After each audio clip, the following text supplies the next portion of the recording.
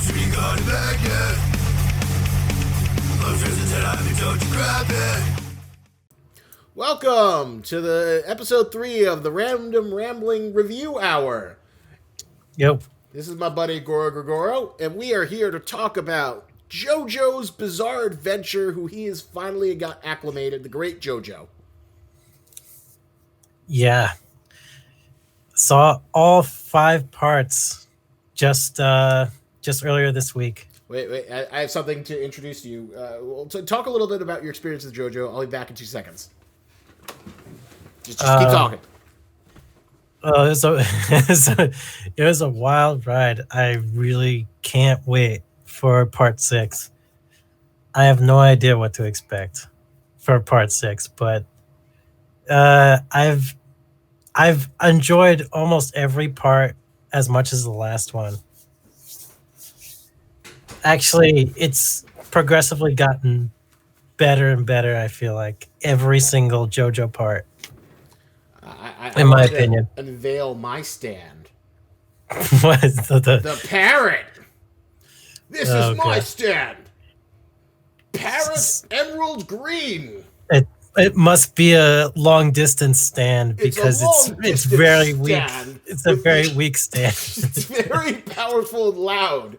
It has the ability to squawk very loudly and steal the seed. Isn't that right? Emerald Green.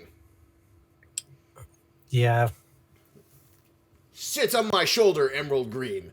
So, what were you saying before?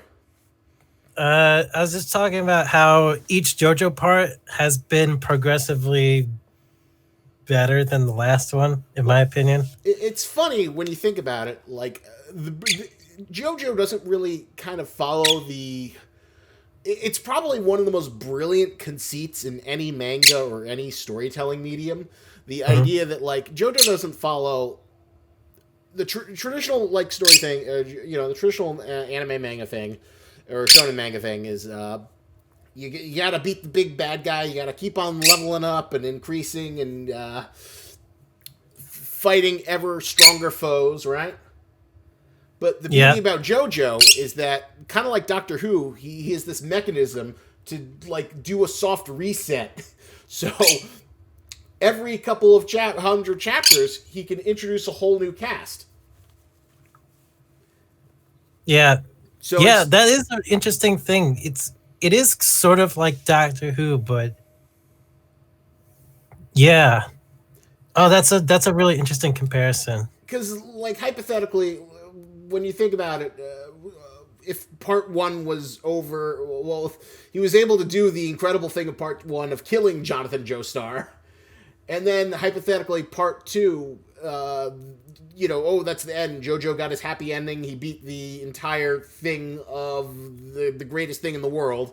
Where else is there to go other than introduce another new super bad guy from somewhere or another super vampire?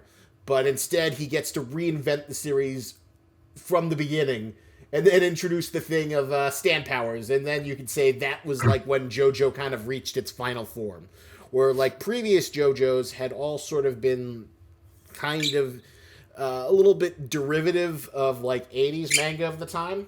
JoJo Part 3 was sort of the culmination of what Araki was building to, where he found his own unique identity. And you could say with parts 4 and 5, he sort of, like, experimented more with what a stand could be, where instead of just being a floating person, it became more and more abstract, and each of the powers became more and more Hunter-esque. Yeah. As you can see, my stand is detecting an enemy. Emerald Green. Well, stands are naturally attracted to other stands, so of course. Maybe your whole house is a stand, so that's why your bird still lives in this house and hasn't flown away and escaped yet. Well, don't you know there's an invisible stand that's attacking the entire world right now? The stand of Corona Red, which is it's a horrible stand, even worse than the Grateful or Thankful Dead from Part 5 that ages people. Oh no, I was even thinking of the stand from part 5 where The uh mold it stand. was, it was like I think it was Notorious B.I.G. Oh yeah, that was a good one. Yeah, the one that it keeps on spreading more and more and Yeah, like is there you attracted by go. movement. Even more lethal than Notorious B.I.G. It is the great coronavirus, the most infectious stand that nobody can deal with. It's Oh my horrible. god, what if it is Notorious B.I.G.? Because normal people can't see stands. And only and only the most elite like health workers can actually see stands.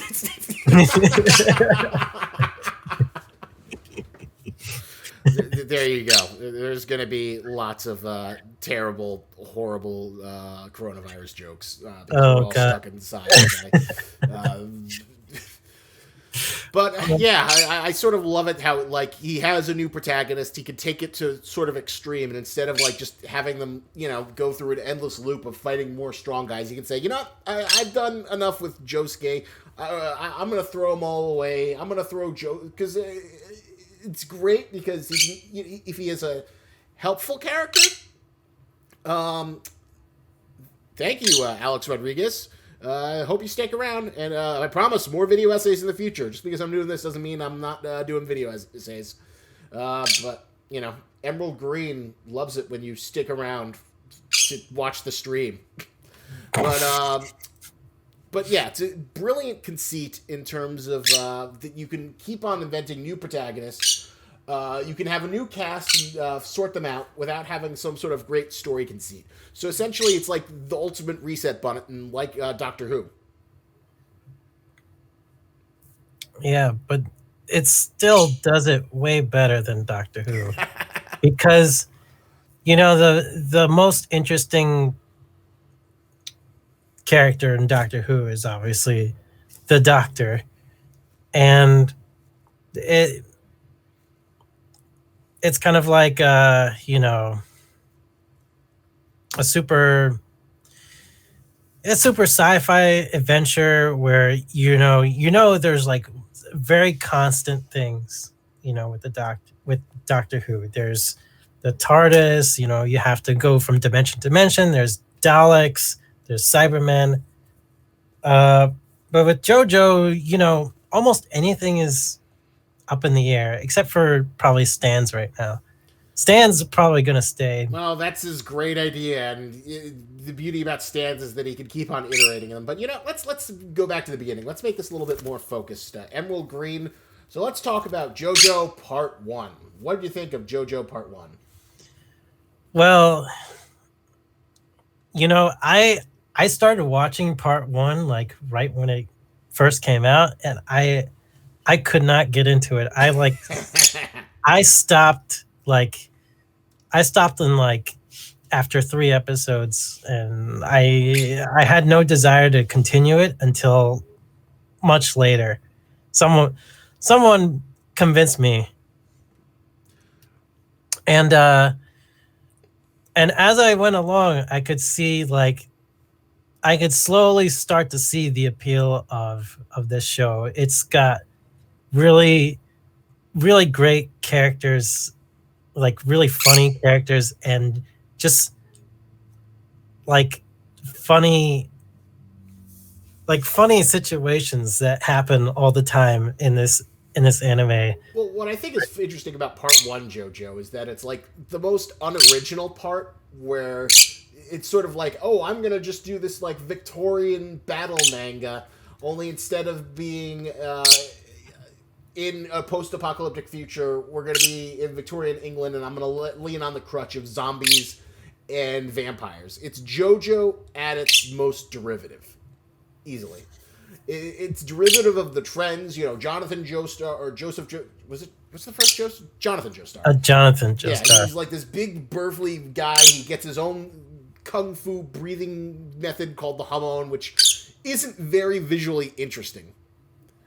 It just isn't very interesting to watch. It just sort of like feels derivative of other things you've seen, and the fact that he went to had to use vampires and zombies versus like kind of coming up with his own original thing, just sort of goes to show that why he was just couldn't quite find his sort of rhythm. But he still did pretty well given, like, the derivative idea of like fighting vampires, like vampires have been so overused and everything, but I thought he made it pretty interesting, like how Dio could like freeze his blood so he wouldn't be affected by Hamon, I guess. He could like freeze, he could control his body's temperature so like precisely that he could like freeze people. He did come up with like a bunch of like bullshit to keep the fights interesting. Oh, I'm the whatchamacallit. What was that whole big tangent he had for like the guy with the hair who could fight with his hair? Who was like this great historical warrior. Yeah. And then you sort of actually empathize with these characters, the villain characters, like during the battles, like in a way that's just like, wow, these characters are just gonna die like right here and now, but you're still going through the effort of giving them like a backstory, even though you just introduced them like in the first episode. So the lengths that it's Araki, right? Yeah, Araki. Araki goes through to flesh out his characters, and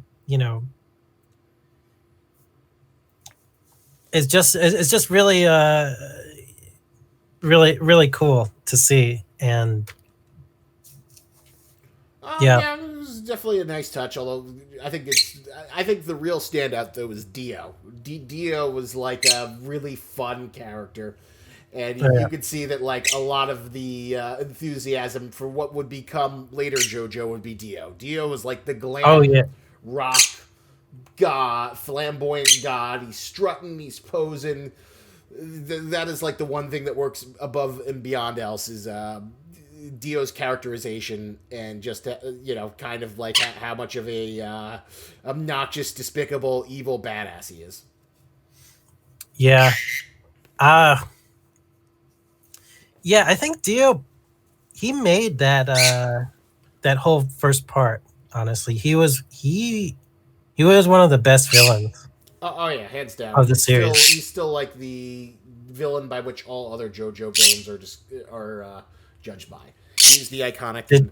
Did your stand attack you? Yeah, he did. He attacked me with the Emerald Splash on your shirt. Yeah, huh? That's the unfortunate thing about Emerald Parrot, is that he Emerald splashes me, and then I have to just deal with that. But yeah, I think probably Dio was the best thing about part one. He's hands down like the strength that carried it. You can have like sort of a boring main character if you have like a great villain, and he is everything you could ask for in a great villain. But obviously, part one is sort of finding its feet. It was a product of its time. But I must say that the most brilliant thing is the tragic end where Jonathan Joestar sacrifices himself and just dies on the ship with Dio. And then you learn... You kind of wondered, like, it was just supposed to be like a really self-contained story at first, right? It was supposed to be just... I'd have to look into it, like was it planned from the beginning to be this multi-generational saga, or was it something that Araki had? I don't know it offhand. I'd have to look it up and find out. Oh yeah, Child Father Goro makes a good point. The Speedwagon did really make the part too. He was like the really enthusiastic sidekick that, you could not love, it was hard not to love. Well, that is like a sort of great idea. A formula that Iraqi developed is that each one would have its cast of Joe Bros, people Yep. who follow the central Joe the Bros. Joe Bros. The first one was, of course, Speedwagon and Zeppeli, and he does a great job of like making sure that the legacy of the Joe Bros somehow connects, where it's either a Joe Bro spans multiple parts, or you see a Joe Bro again. And yeah, obviously, everyone loves Speedwagon. Just the person who just follows it around and repeats things for the audience. Oh my god, what's he going to do with the attack? The Greek chorus that every shonen seems to have of side characters that just talk about shit. I always He didn't really even have to fight that whole part. Really, he just like fought Jonathan in their first encounter, and then he's just kind of like he's basically like the cheerleader. He doesn't really do anything. He doesn't gain any powers outside of his fucking hat. It's like best bro fan club. Yeah, the good old Joe Bro fan club, and of course Zeppeli. So, any other final thoughts on part one? Because there's not a huge amount to discuss. I was satisfied with how creative he got with Dio's powers, and with that villain, he really posed a big like question mark for like how do you tackle a villain like this, as a normal just muscly bound man. So, he had to learn this inner like spiritual energy thing called Haman, and breathing techniques and all that, and he had to level himself up a little bit using some ridiculous moves with Haman and splattering zombies' brains with Haman in many different fashions.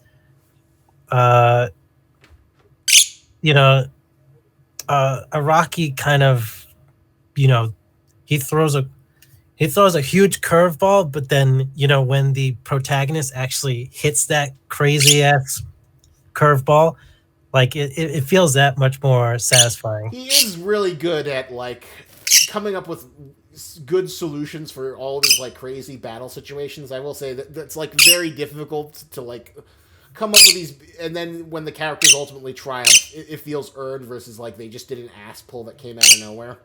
Yeah, exactly. And that kind of reminds me of part 5 a little bit, but sort of not. But we could go into that a little bit later. Well, once we get to part 5. All right, so let's talk about part 2. Now, this is where I think he sort of like crystallizes on what JoJo wants to be. I think Joseph Joestar is obviously such a great protagonist that we get to see his entire lifespan. Yeah. And that he is the general goodness of Jonathan Joestar, but he's a trickster, he's deceitful, he has the incredible technique of always wanting to run away, which is a lot of fun. So he's just much more fun to watch. And he predicts what people say. That's one of his best traits. Like when he's like winning a fight, and he's winning a fight, he starts predicting what other people are saying. It's just like such a funny like quirk, and it always makes me laugh. You always love the moment where he, yells out, he predicts what the enemy is going to say. Yeah. But that's great. He's like a much more fun protagonist than anything we got with John, his father. And we also get the multi-generational thing where he's the he's the grandson, right? Or is he? He's a grandson of Jonathan. Because Joseph is the grandson of Jonathan. Joseph is the grandson of. So we move up in several times, and this one starts the globe-trotting theme, where we start out in America, then we go to Brazil, then we go to Germany, we just go to this huge cavalcade of different locations and the whole cavalcade of different characters. Yeah, it was adventures of finding Speedwagon with Nazis in was it Mexico? Yep. And then I also another really thing that's like a huge evolution of the series was the introduction of the Pillarmen, because unlike I honestly love the Pillarmen. they were pretty fucking funny, pretty great. They were great because like versus Dio's vampires and zombies, they were a completely original creation. This like race of supermen that had all these ridiculous bioorganic powers of like creating vacuum tubes and other things out of their bodies and having all this like great body horror. That is basically what sort of like carried that and made it much more interesting than the more conventional vampire powers of part one. Was him experimenting and creating an adversary. Yeah, and I like how they felt like distinctively different villains than Dio. Like Dio, how do I put this? Like Dio was very spiteful towards the protagonist. Very spiteful towards Jonathan Joestar and jealous of him, and he wanted to obtain his fortune and and make him suffer. But the Pillar Men here, they just feel so superior to like the rest of humanity. They could give less of a shit about anybody that like stands in their way. They just have this like super heightened sense of superiority, like I guess more so than Dio at first, I guess. Well, I guess that's interesting. Dio is very jealous and angry and spiteful, so Dio's very relatable.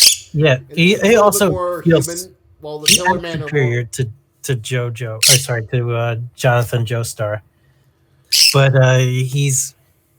But you see that he's actually really jealous. While the Pillar Men, they're just like they actually truly believe they're like the perfection.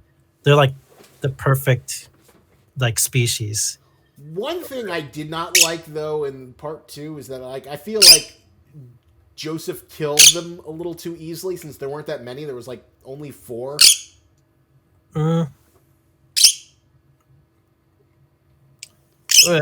was a weak one at first. There was Santana was the first one, and then there was Cars and Wamu, and then of course then there was Wamu and Wamu AC/DC. is the wind. Wamu and ACDC. ACDC, yeah. He kills ACDC. Pretty. Joseph kills ACDC. Caesar almost kills Cars, Wamu, but then he his battle instinct was so great, he completely underestimated him, and then he got crushed by the cross. By the cross. Yeah. Yeah, poor Caesar.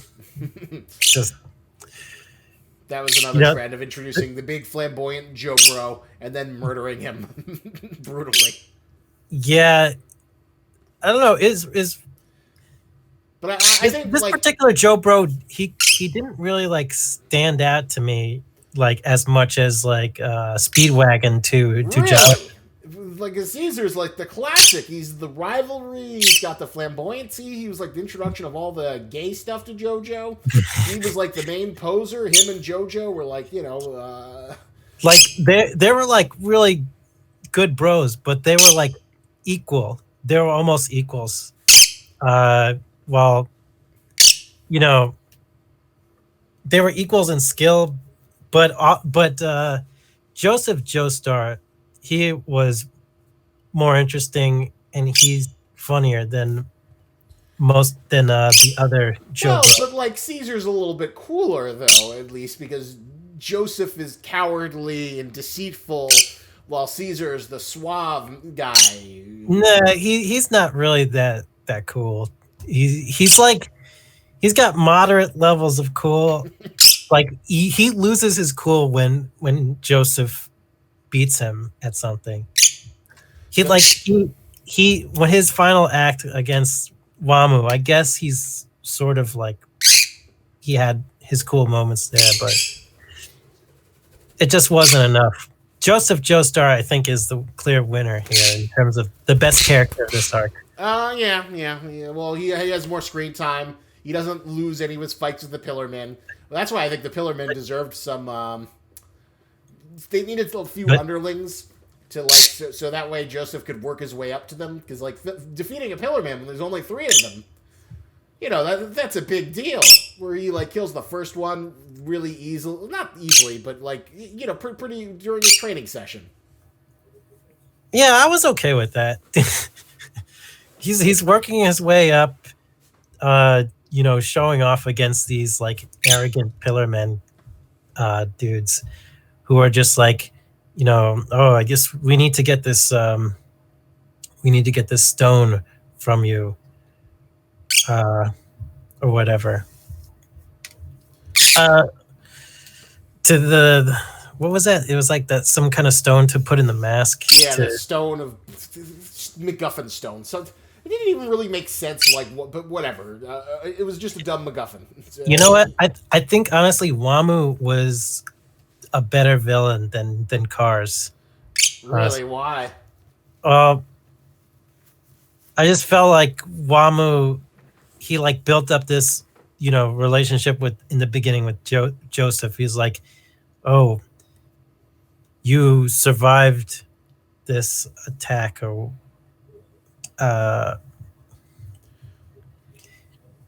what did he do? He can I say poisoned that Joseph. Gladiator Arena was really stupid? He created this honorable relationship with Jojo, or with Joseph, while he's fighting with him. You remember when Joseph was poisoned? Yeah. And he's like, I will allow you to train for certain amount of months or whatever. X amount of days before the poison. Yeah. And see if you can get the antidote from the ring in my nose or whatever. It was a nice little. Well, Wamu was the opposite of Jojo. He was the great honorable warrior who prided his honor over everything else. But he didn't like Cars as the megalomaniacal guy who saw himself as the. And also, can I just say that the Pillarman theme was great? I freaking loved it. Yeah. the Egyptian oh god, yeah.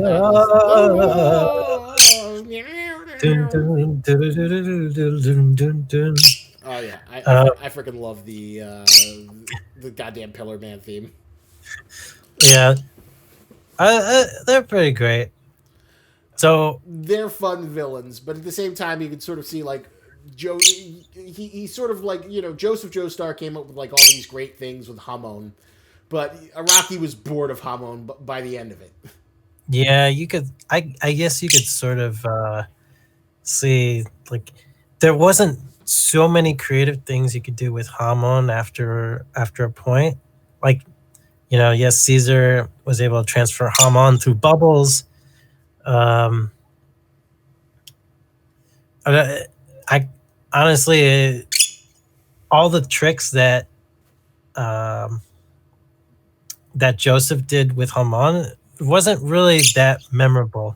I just really liked Joseph's personality, his character throughout that whole arc. I thought it is the highlight for me, and it was one of the most fun Joestars, one of the most fun JoJo's. Most definitely, he was, and I think there's a reason why we got to see him for how many goddamn times throughout the entire series. Joseph Joestar was a winning combination that Araki would not like. I mean, he'd move on to other JoJo's, but he would never leave Joseph behind. And he was definitely it was kind of funny when you think about Joseph is much more flamboyant and metrosexual than Anything else we'd seen up to that point? Uh, yeah, I mean, Jonathan sort of showed a little bit of that. A You little know, bit, but he was definitely cut out of the Kenshiro vibe. yeah, in terms of design, but yeah, you could see like he's starting to get more and more like uh flamboyant with his characters and designs and everything, and he's just like uh I feel like this is almost like a Rocky trying to redefine what masculinity is throughout all these parts. I tried to get my brother into JoJo because of all the gay stuff, but he was like, "It's not gay enough. If they're not in committed gay enough relationships, then I don't care." I was like, "Read this Medium article about JoJo's Bizarre Adventure challenging heteronormativity, yada yada yada." But he was like, "No, I'm not having it."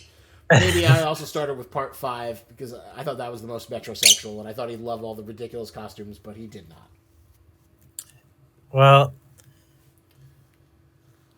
it's like, yeah, it to me it seems like it's an evolution of, you know, from like more heterosexual to like more heterosexual, uh older definitions of like masculinity to like newer, like maybe heterosexual, maybe not.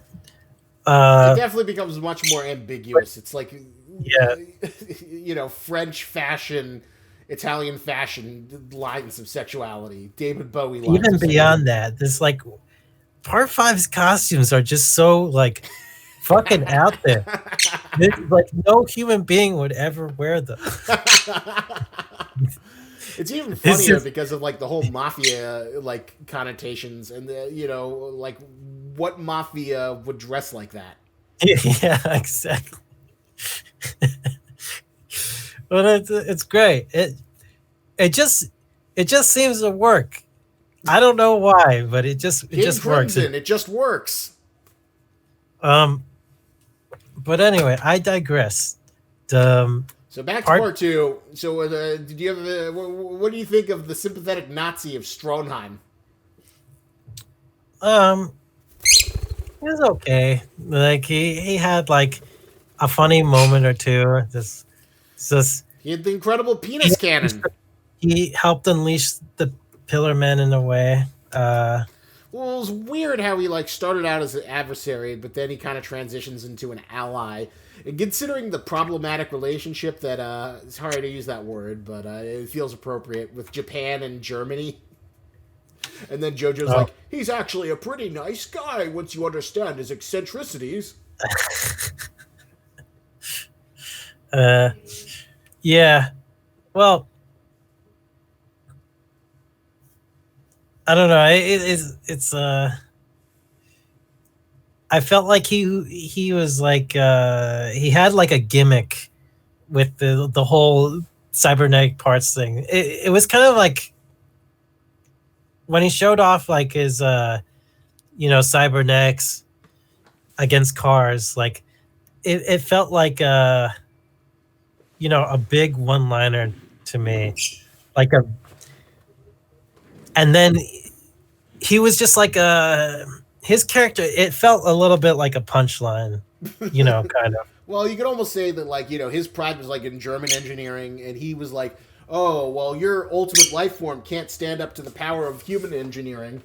And there was, like, this, like, transhumanism versus, evolved human. I guess so. I didn't really catch that whole vibe. I'm inferring a little bit much. I think he just wanted to have a cool cyborg character, but it was interesting that his national pride in what he saw versus being able to hold up to the seemingly perfection, the master race versus the master race. I guess so. Wow, that's weird thinking about it like that. It's kind of fucked up, But but it's there. It's there if you look for it. The Stronheim versus Cars. Although wow. poor Smokey, who just gets completely forgotten, who's introduced as the first Joe Bro and gets us on our side. Yeah, Joseph hates racism, and then he just falls off the face of the earth. Yeah, they could have done more with Smokey. They could have added him into the next part, Yeah, or I think trained him with Hamana or something. in some ways, like you could almost say part two was like a lot of experimentation. It was just like I'm gonna Hmm. go wild and crazy and go off with a blast and fight the ultimate perfect life form and have this weird Yep. HR Giger. And within this evolution, I'm going to do a lot of experimentation with Joe Bros and different archetypes because I'm going to prototype what's going to become the go-to standard for JoJo in the future, which of course I'm talking about part three. But I feel like part two was Araki doing experimentation, finding his own voice and identity, and until he crystallized it into something that was completely his own. Because in a Yeah. way, he wrote himself into a corner. Joseph Joestar kills the ultimate life form. What exactly is there to go from here? How do you turn up the stakes more than fighting the final villain on a flaming volcano flying into space? Uh, you get part three. That's what you get. Yeah, you get part three. So, what do you think of part two in the Pantheon? What is your overall rating of part two before we go to part three? Uh, well, part two is definitely better than part one. There's no doubt. Uh, but yeah, I really liked it, but a lot of uh, a lot of those fights felt like a blur to me. Like the greatest moments were basically Joseph, like, outsmarting people, uh, and then making or predicting what they'll say, like while as he's fighting them, like because you like that was the most fun I've gotten from part two. Um, and of course, like the training regimens, the ridiculous training regimens he Oh goes through God, with we didn't Bizzare. even talk about what did you think of the whole twist of Lisa being his mom, and then the really awkward nice. Yeah. It's so awkward that the design for his mom is like better than his actual love interest, who is just like the fucking maid. Uh, yeah, his mom his mom was pretty hot, but She was a good character design, and then oh man, Araki, I don't know what the inspiration came that yeah, it's actually his mom. I guess he wanted to do a reverse Skywalker, a reverse mm, Darth Vader. I guess so. Yeah, that was kind of neat. Uh, I'm not sure what if there was an inspiration for that. It doesn't feel that Star Warsy. Well, It's like I mean, it's a little bit of a twist, and only instead of like the villain is the father, it's actually the mother who's the mentor. The mentor I is the guess father. it did raise the stakes like much more, because like he kind of he didn't really have any other. I think he lost his parents or something. Yeah, his he didn't. I don't know. Well, he didn't know who his mother was, and his father was like a fighter pilot who died in the war or something.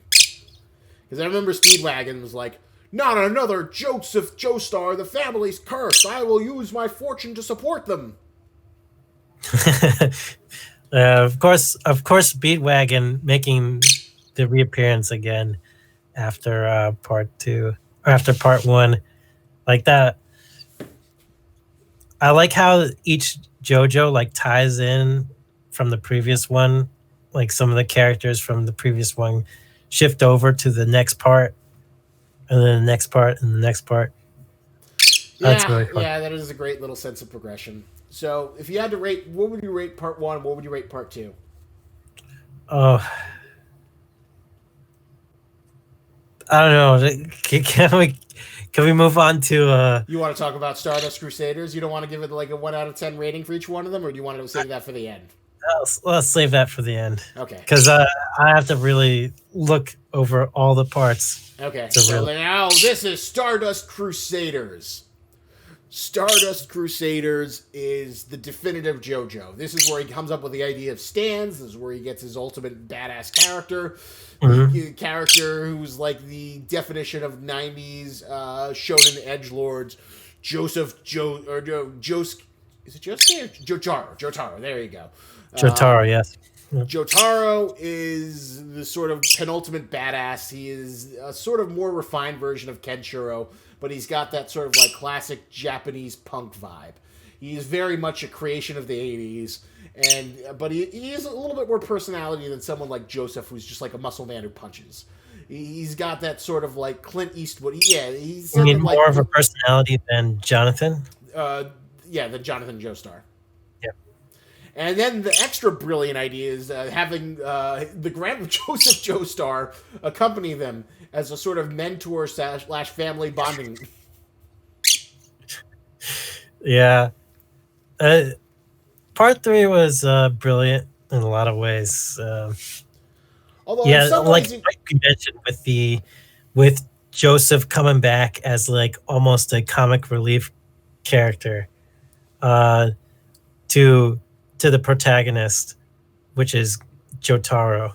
And he also like followed the classic like formula that you see in a lot of shonen manga, where he introduced a lot of the early villains would become allies and then join them on their quest. Yeah, like Polnareff, Kakyoin. Two Joe Bros are recruited. Yeah. Oh my God, I'm forgetting the other guy. Muhammad Avdol.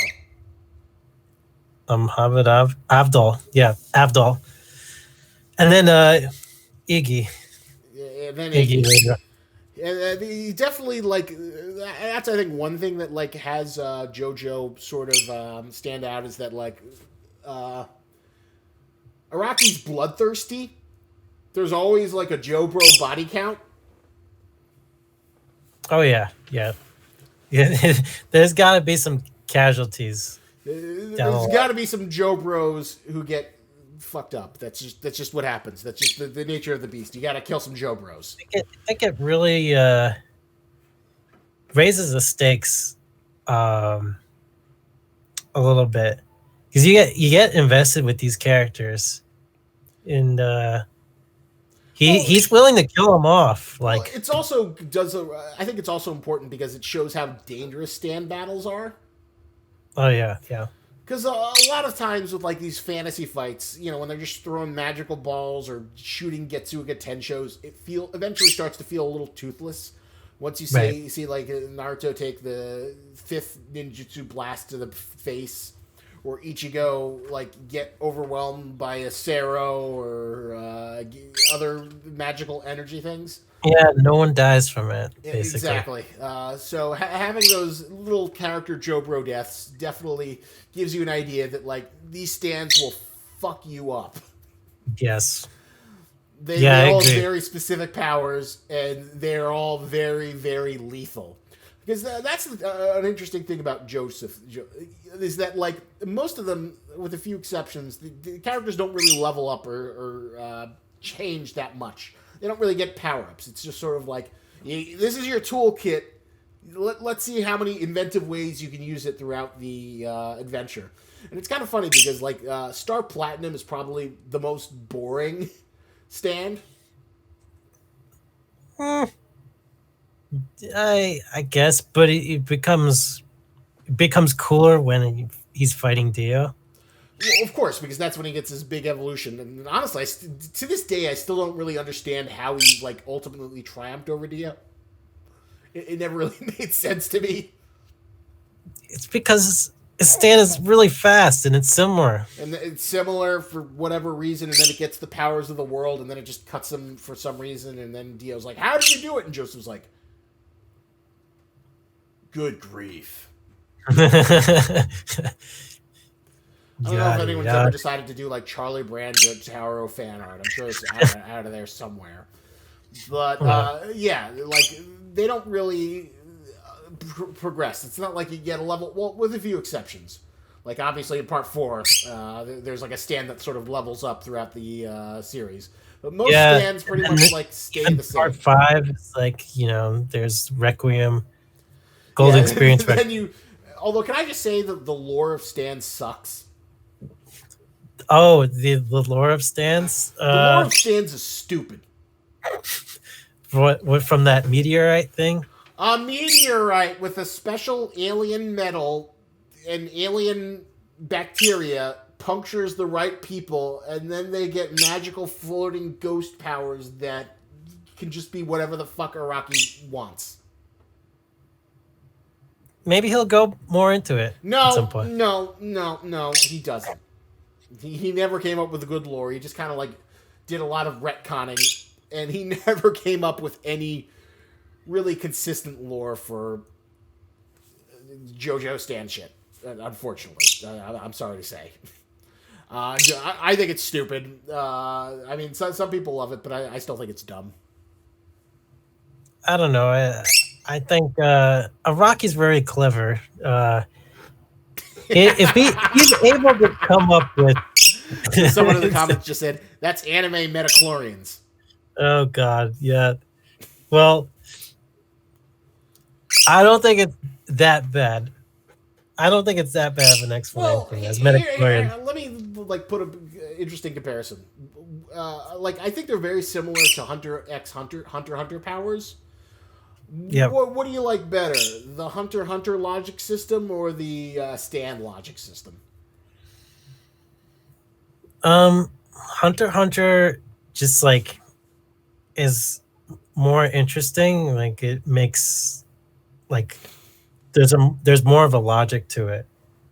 But I think stands actually end up being more fun.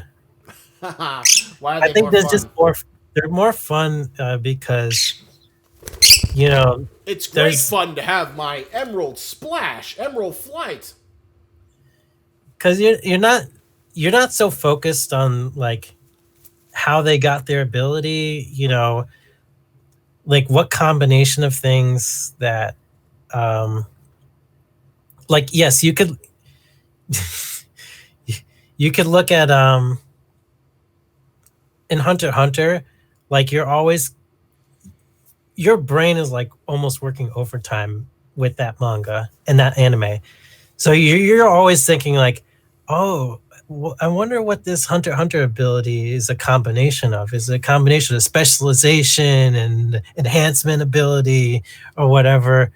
You can keep your brain working and just like, oh God, it's so interesting. I wonder how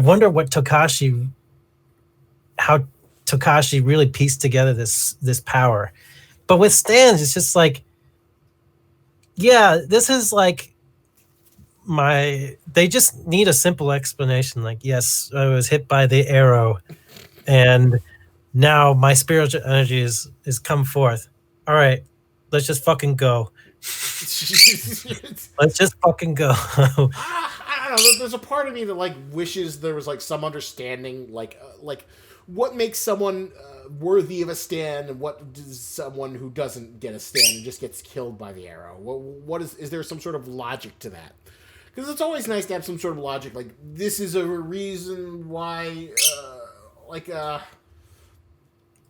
don't know. Like I feel like, and this is a minor quibble, that it would be nice if like there was like some sort of, this stand is generated from your personality traits. So you're greedy, you get the collection stand, the little microbots that go around and collect things.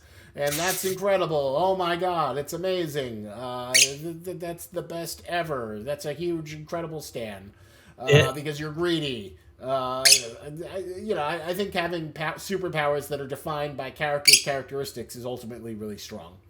It's a good writing choice, and the stands feel a little bit random and haphazard.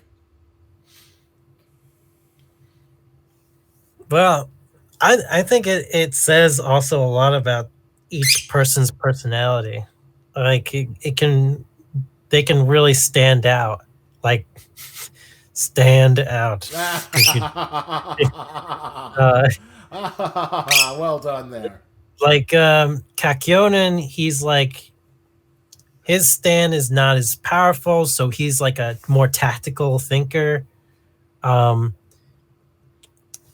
Joseph, he's clever and wise after all that experience, so his stand gathers information and can like you know you be used as a lasso or God, whatever. this stand is the worst one, though. It is the worst one. It's pretty bad, but not every stand I think should be like more combat oriented. Like I guess, but like, I just hate Hermit Purple. It's not like, it doesn't even become like a person. It's just this weird. I thorny guess tentacle. that is funny that you compare it to like a tactical, wise information gathering, and you feel like, oh, that's Joseph's role, but I mean, as an old man, that's his role. Like probably not in his younger years, because when he was younger, he was just like really brash and like he was really brash and clever. Uh, but nowadays he's more experienced. He's wiser, but he's still silly sometimes. But I'd say he's more like he's like a mentor, like comedic relief character. But, yeah, and I guess he gets more of a supporting role, even though he does get a lot of fights and throughout the Stardust Crusaders. Oh no, our guard was let down. Keep up your guard. A stand user is probably around here. yeah. So, did you have a favorite little sort of story section, or favorite fight, or favorite little mini arc throughout Stardust Crusaders? Well, Because you got the Japan part, you got the part with the evil raping orangutan. what? Oh my god! Oh yeah, that thing with in the fucking ship. Like it was about the. Oh, that was so uncomfortable with the girl. Yeah, what the orangutan was gonna like do something to that little girl. Well, I'll say this much: you can't spell RAPE without APE. Okay. Okay. I'd say it, but you got to be conservative. You got to be careful with what you say on YouTube nowadays. You never know when the bots will demonetize you. Yeah, like there was a lot of funny stand situations that came up, like the microbiotic stand that shrunk and went into was it Joseph's head, Joseph's Joestar's head, Yeah. and then the stand user was like making Jotaro do all this stupid stuff for him, like as his like personal slave, basically. personal man Personal manslave. He's just like, steal this necklace, and you can see Jotaro just like grimace, like I'm gonna fucking kick your fucking ass when my friends destroy your stand. It is pretty. He also does basically develop a sort of an interesting monster of the week format, though, with Stardust Crusaders that he kind of uses throughout the entire series. Oh yeah. Where it's and sort of like, who's the stand user of the week? I don't mind that, because each stand fight is just so unique and fun compared to your typical battle manga. Yeah, compared to any other typical battle manga, because like he really has to like write out super creative scenarios. That is true. That's not. I mean, it sounds easy on paper, but to like come up with like as many of these different rules, and each one of them always has like some sort of satisfying explanation. Usually, in terms of like how each of the Joe Bros outwits and ultimately defeats each of the respective stand users they face off against. There's like so many in part 3 that that are really memorable, like the baby that like attacks you through the dreams, The Freddy and Krueger Cat baby. Kyonen, and Cat Kyonen, like I forget how he outsmarts the baby. He's able to get his stand in the dream world, but like once he discovered the baby, he just feeds the baby his own poop at the end. Like that's such great revenge. Uh, I don't know. If a baby ever did that to me, I would definitely do that as revenge to the baby. Well, and then there's also this weird fetish that Araki has where he loves murdering animals and dogs. And he also Oh, loves poop jokes.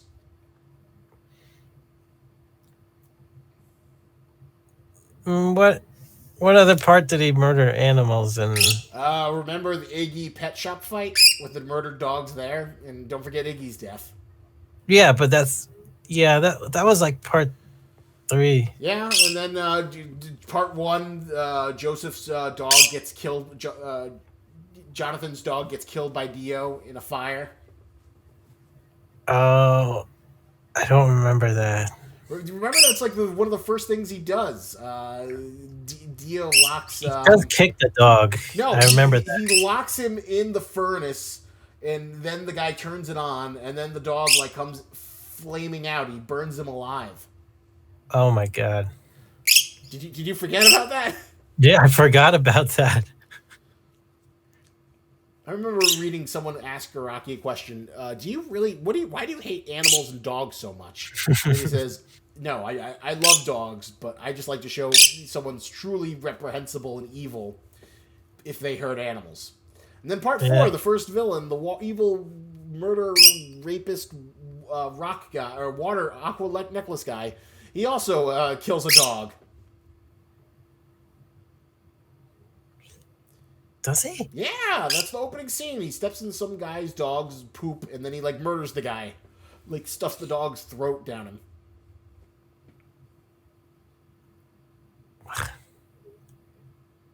Okay, but in part 4, Kira didn't murder the cat plant. True. Well, you could say there was technically a dead cat plant, but all right. Well, let's go back to part 5 because or part 3, because I still feel like was your favorite one Darby the Gambler? Oh yeah, that was awesome. I loved that.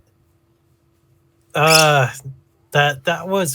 one was probably my favorite of all of them, but I also enjoyed the Darby's brother fight too. Oh, the one with the video game where they play like Yeah. baseball. And it turns out his stand power is actually like you're trying to like figure out what their stand power is like during the course of the battle. And like each battle is just so unique. It's just like, oh, you have to play video games with him, and if you lose, he'll turn you into a doll. And his stand power is basically like it can turn you into a doll, but it can also read your mind for yes and no questions. Yes. No. It was really clever how they beat the video game guy with Jonathan, or sorry, no, Joseph Joestar with his stand ability. He's like, yes. Oh my god. Oh yes. Like oh my god. So you got there's a lot of great oh my god moments. Did you have a favorite Joe Bro? Favorite Joe Bro? Does Joseph Joestar count? I think so. Yeah, technically he's a supporting character, so Joseph Joestar is a Joe Bro. But how yeah. do you not love the BDSM leather of Polnareff? Polnareff was fun too, but yeah, you can't beat Joseph Joestar. He's like the king. He's like you have affection from him in part 2. Seeing him hang out with his grandchild is a lot of fun in part 3.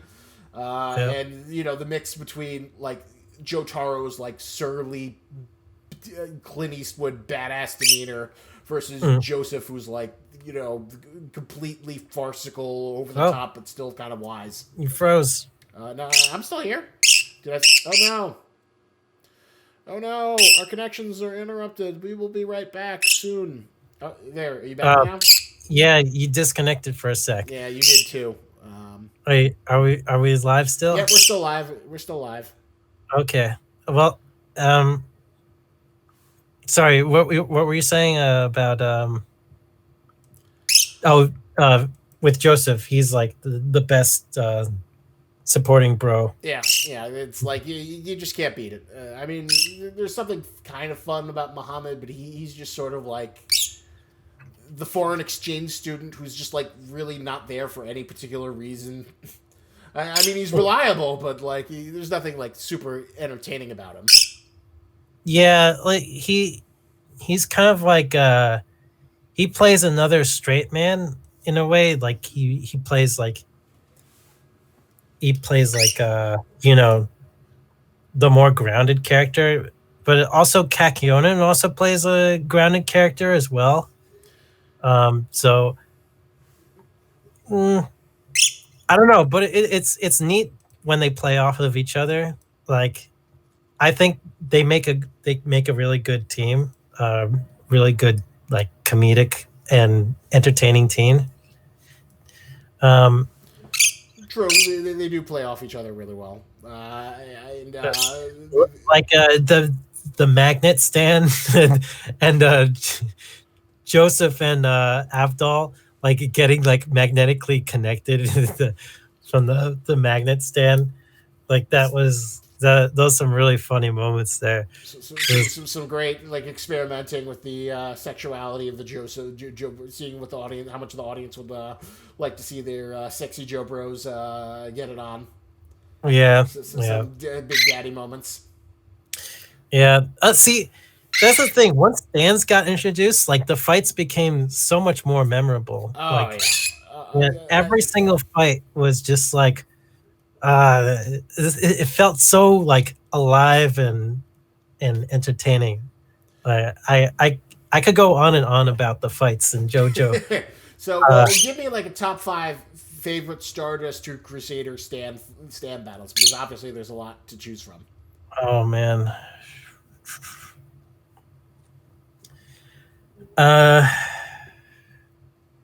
Well, there's Darby the Gambler. The Dio one was great. Dio was probably one of the top ones, but maybe not the top. Well, Dio was like a more traditional shonen super battle in terms of like, this is all powerful, and how will you understand it? It defies reason. We need to figure out what his power is, and oh my god, he stops time, and it's the world. So it's. But I like the whatchamacallit, the OVA version of the Dio Jotaro fight better. Why? The old OVA better. I think they animated it much better, and it's just like it just it's more like how do I put it? It just feels more rhythmically better. You feel like it flows. It goes faster. But I mean, what about that epic music? The dun, dun, dun, dun, dun, dun, dun, dun, dun. I just remember there's a really epic soundtrack during the David production 2007 or 2012 version. I don't remember it too much. I don't remember the music that much from JoJo Part 3, except for Walk Like an Egyptian. I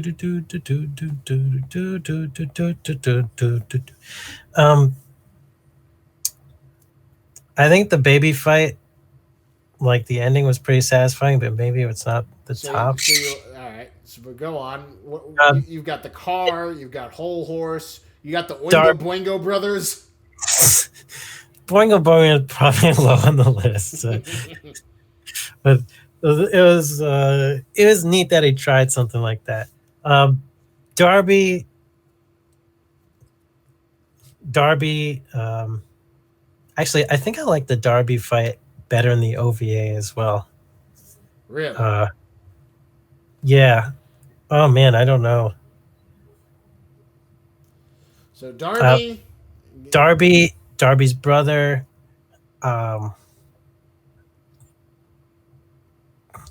the microscopic stand. Uh, What? Dio is in there What somewhere. about the sun? What's son? The giant guy uses the sun in the desert and makes them completely fall down. Uh, I mean, it was a powerful stand, but it was okay. That was an okay fight. Um, And what about Vanilla Ice, the most terrifying stand? it was a terrifying stand, but yeah, and two of the members died from it You know from you got a him. lethal stand when you kill two Joe Bros in one scene sequence. Like that was pretty tough, but I mean, in terms of entertaining battles, like I don't think he's up there yet. I don't think he is up there.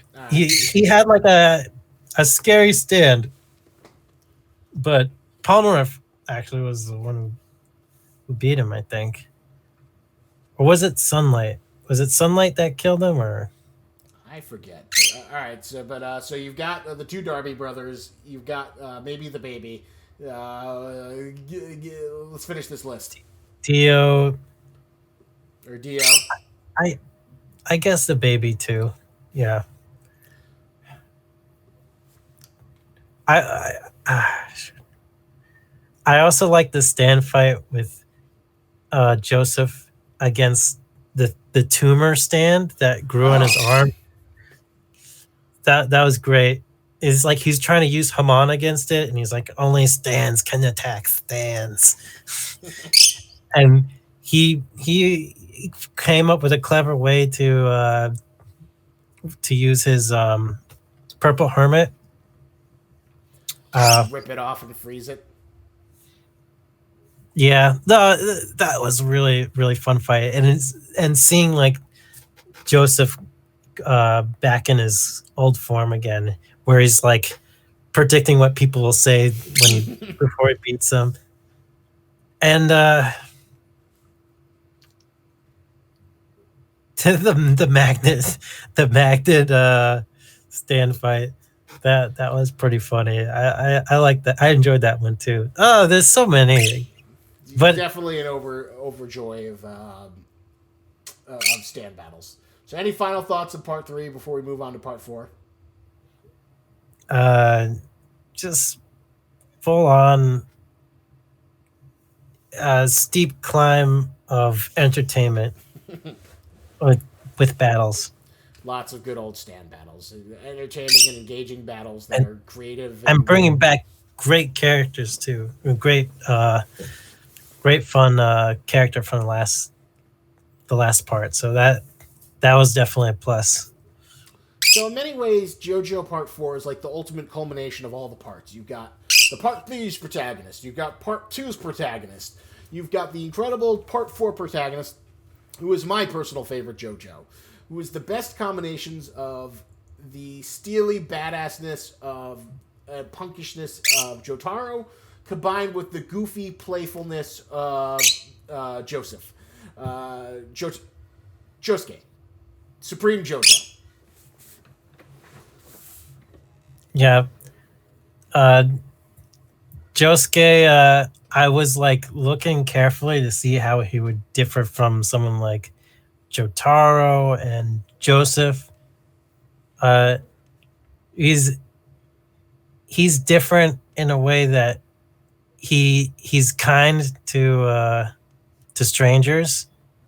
Like Joseph, I don't believe he's usually that kind to strangers. He's just kind of like he's a little bit of a scumbag. Yeah, Uh, he's a little bit of a trickster scumbag. right. And and he's also he also has a very angry side too. Uh, Whenever someone makes fun of his hair, just fucking goes berserk.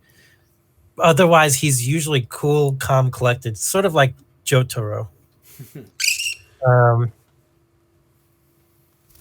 I mean, yeah, for for most part of it, he's more like he's kind of like I think he's in between Jotaro and Joseph in terms of like Well, he's definitely the perfect fusion. I feel like he's like the ultimate Iraqi protagonist, taking the best of like both aspects and combining them because he's got that sort of like steely badass. I'm going, and it's also reflected in his stand powers a little bit better. The fact that like Crazy Diamond can punch the shit out of things. It's got the burliness of Star Platinum, but it can also heal things by rewinding them, which shows his sort of like caring and soft and considerate nature. yeah, yeah, definitely. The Again, I see this as like it's an evolution of how Iraqi is Iraqi's definition of masculinity or the masculine protagonist.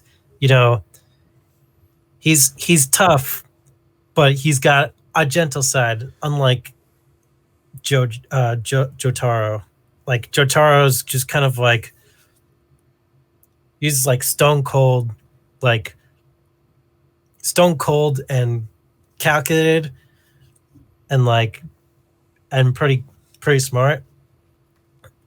But I don't think Josuke is that smart. He's like reckless but he's like really fun and Well, he's playful, he's mischievous, he likes to have a good time, he likes to scheme, he likes to hang around, which makes him a little bit more like I think one of my favorite little arcs is when he like collaborates with Shigetsu to like get a bunch of coupons so he can like get 100,000 yen. yes. Yeah. It's just like the kind of thing that like you like think of. What if you had this superpower? What would you do? Oh, let me get all the pennies in the world, and I'm going to make $100,000 just by collecting all these stupid pennies. Yeah. Or It's like a really relatable fantasy of just like using your power for some sort of like small gain. it was like, oh, was it like for lottery tickets? Yeah, like these lottery Collecting tickets and just coupons. collecting all the lottery tickets and coupons and then like like coming up with a scheme to like get that check or something. Yeah, yeah. Oh yeah, I love part 4 because like unlike part 5 where or 3 where everyone who's a stand villain is a villain, there's only like one real villain, and then all the other stand users are mostly just people in the town, and then they all just become like recurring characters, and you've like these great just sort of like slice of life moments combined with like combined with JoJo theatrics, like the pasta episode where they just go Oh to have yeah. a nice Italian food dinner. Yeah, it's like, is this gonna be a stand battle or is this gonna be like this exquisite dining experience? Like you just don't know. You don't know yet. And every time, like once they have a battle, and then you have that like thing with like the poor Gil, and it's funny how like I'd say like most of the screen time goes to Koichi because he's like more vulnerable, while like Josuke is like used as like the heavy lifting. It's like when you need to bring in the big guns, you bring in the Josuke and Okuyasu, but poor what's his name, Koichi is like is at the mercy of all these horrible supernatural battles.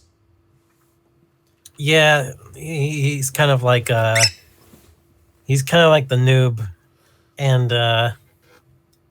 Josuke and Okuyasu, is that his name? Yeah, Okuyasu. Um, they're kind of like the moderate leveled guys. Like they sort of know what they're doing with their stands, but they gain more and more experience like throughout the whole part. And like they run into stand battles, but sometimes it's not a stand battle. Sometimes it's just like running into a really weird stand situation, and just like Yeah, this is like such a great little like de-escalation of stakes.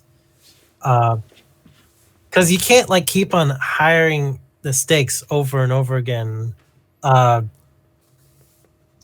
so much, like to the point where you basically throwing universes at each other, like that's basically what happens with Gurren Lagann, where you have to after so much climactic battle after climactic battle, Well, I'm like trying you to have to think. end the Like series. in JoJo Part Two, it's the fate of the world, and JoJo Part Three, it's the fate of the world because Dio's gonna like rule the world with his stand if nothing could stop him. In Yeah, this one, it's just about a small town, and smaller stakes are still like really great to watch and appreciate. Like like for example, something like in One Piece where they're fighting against the Foxy pirates.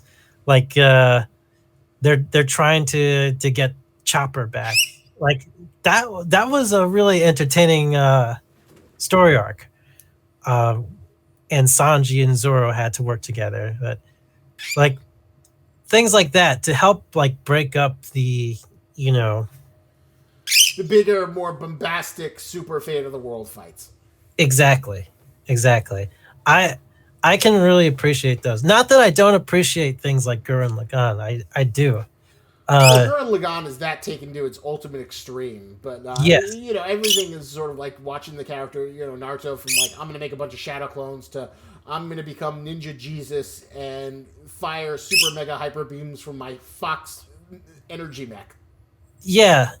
It's like Naruto and Sasuke. Like they've had to gone through so many like power ups, like And in to the some point ways, you where could it's say that's like half of the appeal of shonen storytelling is that satisfaction of like it's always going to be satisfying to see someone start from point A and go to point Z, and then watch them get badass character redesigns and new power ups.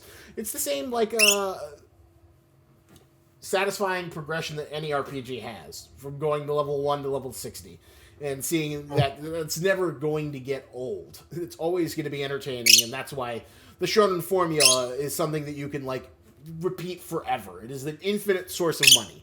But of course, what separates the bad shonen from the great, or the good shonen from the bad shonen, is how do you escort it? How do you execute on that formula? How do you keep the fights interesting and engaging? How do you feel like you're just not seeing the same shit again and again? yeah, exactly. And maybe that's why I don't really get into RPGs that much, like RPG games. Uh, it just it can get repetitive after a while, and Like, I what just RPG? I thought you love RPGs. You just played Borderlands, and I don't know. Weren't you playing Skyrim or a while ago? yeah, that's true. It's true. Like, well, Skyrim is I kind of messed around with a lot of mods and was killing a lot of NPCs I shouldn't have killed. Um, but what was I? What was I trying to say? So you were Yes. trying to say about like RPG feeling all the same, and they're like, Yeah. you like the smaller stakes of JoJo Part Four, where it isn't Yes. about saving the world, or it's just about this small town and dealing with all Because these fun little situations in the small town. part three felt like the culmination of you know all those three different parts into that one final fight with Dio. And I was wondering to myself, like, how the fuck do you continue the series after this? Like, this was like such an awesome like character battle. Like, 3 generations all building to this moment. The possessed vampire using the head of using the body of Jonathan Joestar. yeah, And so now what you extract its revenge again on the Joestar family, the Joestar legacy. Like, he wants to assert his dominance over every single Joestar, and he and and Jotaro is like a Joestar on a completely different level than the other Joestars before them. well, Well, he's just a Joseph, and he also is like the weirdest family connection, given that technically he's Jotaro's uncle. Oh, yeah, Josuke is, right? Yeah. Yeah. Yeah. It also casts Joseph Joestar in a different light, given the fact that he cheated on Susie Q. Yeah, I didn't like that aspect of that. I wish Joseph didn't cheat on his wife, but that was, I mean, otherwise we wouldn't have got the cool character of Josuke. Or else you wouldn't have gotten the fusion. Yeah, but you kind of felt like bad for Joseph after part 4 when you encountered him again. And you see how feeble and decrepit he's become, and he's just like a shade, and it's like this really depressing reminder of mortality, that no matter how good you are in your prime, eventually old age will catch up to you, and then you'll just become a babbling shell of your former self. Well, I wonder though, like, I wonder if he's faking some of it though. Like, it seems like he does kind of fake it a little bit from time to time. I think it's more supposed to be like every now and then you see flashes of the Joseph you know and love. Most of the time, you know, he's a man who's like forced into, you know, this sort of like decrepit state. Yeah. Yeah. Well. Although, can I just say though how much I freaking love the Diamond is Unbreakable Part 4 villain, Yoshigaki Kira. Yeah, that villain was really good. He was very interesting, and then just the whole thing about the ghost, the ghost lady or ghost girl who they encountered in the alley. It wasn't a stand at all. It just happened to be like a spooky haunted alleyway, and she tells them about Kira and like hyping him up to be this like incredibly evil villain. And the more you learn about Kira, like the more like it's like this guy is a real kind of like freak kind of guy. Oh, it's great. It's great. The build up of Kira is like fantastic. The idea that he's always like doing his best to like not stand out, to be unexceptional, even though he comes from this rich family and he's like this very poised and intelligent guy, but he just doesn't want to stand out just so he can his ultimate dream is just to live a quiet, mediocre life so he can enjoy his little weird fetish of killing women and keeping their hands around for a little while. Yeah. He just loves that mediocrity of life, and anything that's getting in the way of that, he despises. So again, like Araki comes up with an interesting motivation, like a brand new interesting motivation for a villain. Well, it's brilliant really because it's also such low stakes. It's like it's not what they're fighting for isn't the fate of the world or anything. It's just to like preserve their town and defend it from this sleeping evil that's been in wait. This like sort of quiet darkness that resides in the shadows. And yeah, it's a serial killer. They're hunting down a stand user serial killer. Yeah, really, really low stakes compared to like, you know, saving the world from Dio. Yeah, Killer Queen, like, you know, I love the fact that his nails grow when he's feeling the murderous urge. Yeah, where it's just like this desire that like he can't control, and he has to like. It's just this weird psychosexual thing that if he doesn't, it just builds up under this pressure that explodes. Yeah, exactly. Now he like falls in love with it, and then that whole great storyline with that poor kid who's like, he pretends to be the father. Yes. Oh, that was so that was so weird and funny. It's just thinking like, wow, how do you come up with this stuff, Araki? Like how, like the serial killer ends up with this family, and he ends up like treating the wife like so much nicer than the husband before her. Well, I think the wife was kind of like a bored housewife who was like, didn't like the fact that her husband had become so boring and submissive. And then she's like this miserable mom who doesn't really care about her kid. But then once Kira gets in there, and he's got that killer murderous intent and that sort of like Norman Bates attention to detail, she becomes so much more aroused by him. Well, that's funny. It's like the only one who suspects him is like the son. Oh yeah, and then they had that great shower scene where it was like, it's like so creepy on so many wonderful levels, so wonderfully uncomfortable. Oh yeah, oh that's true.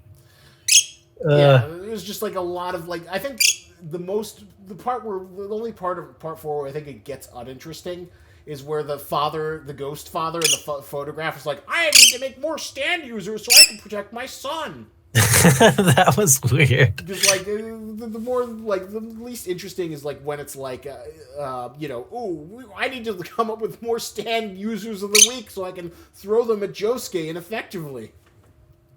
God, and do you remember the stand that was like the telecommunication tower or something? Yeah, that was that elf guy was just like living in it. Superfly.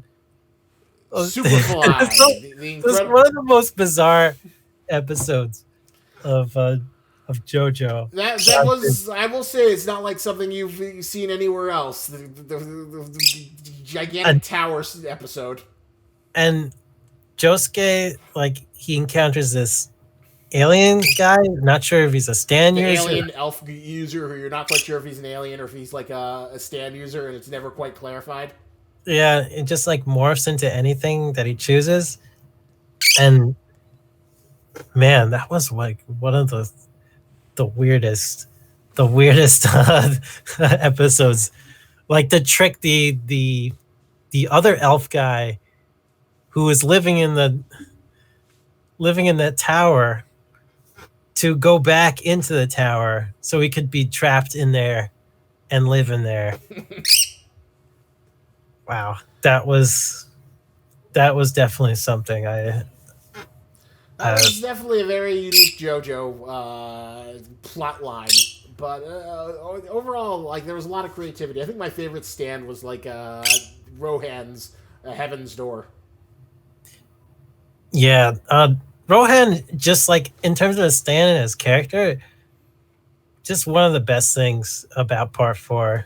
Oh, it's obvious that like out of all the characters, Araki was like really regretful when he had to leave him behind, because he kept on doing all these OVAs and side stories with him, with Rohan goes to the Louvre and Rohan, letters from Rohan, because obviously he's like the manga self-insert character. Yeah, and he does a really informative take on Rohan from the point of view of a mangaka. Mangaka. Yeah, I think you got it right, mangaka. He's just like, he's very studious about, everything. For the sake of his manga, he like researches bugs, he researches people, bicycles, anything for the sake of his manga, and he's just fascinated with the whole world, honestly. And anything that mildly is curious to him, he'll like pursue it with a passion. And to me, as an artist or someone who strives to be a professional artist, I can relate to that. So just he's a really fun, awesome character, and to see him and Josuke like play off of each other, and Koichi is just it's just really wonderful to see. Like Rohan is like always like bullying Coach Koichi to like go along with his schemes, and Josuke is just like always pissing off Rohan to like no extent. Like for instance, like one of my favorite episodes is like when he's when he fucking plays dice with with Rohan. And then you just get Rohan's seething contempt for Josuke. Yeah, when he fucking gets the alien guy, the alien elf guy, to transform into dice, so he could cheat in dice against Rohan.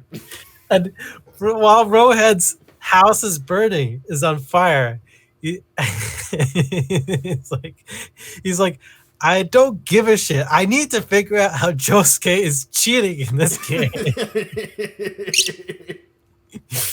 It was like the most beautiful representation of Rohan and Josuke's relationship that I've ever seen in one episode. God, dude, having stories is just like the most creative power. The idea that you could just read someone's history, like flipping open a book, and then you write in commands. It's like almost Death Note-esque in how it's how good it is. Yeah, it's really powerful, Stan. I kind of wonder, like, I was wondering at first, like, man, that Stan seems too strong. Like, how do you beat something like that? And then Josuke shows an obvious answer, like, just don't read his manga. Don't read his manga. And there's just so many like creative stands that Rocky came up with that can counter Heaven's Door. It's amazing his ability to create stories like this. Yeah, it is like a lot of creativity to keep on coming up with all these unique superpowers that aren't just like variations on like, you know, I shoot energy beams or I jump up, and you know, that's one of the reasons why I don't know, I feel like manga continues to like become the dominant form of comic throughout the world, while the United States comics kind of flounder and fail.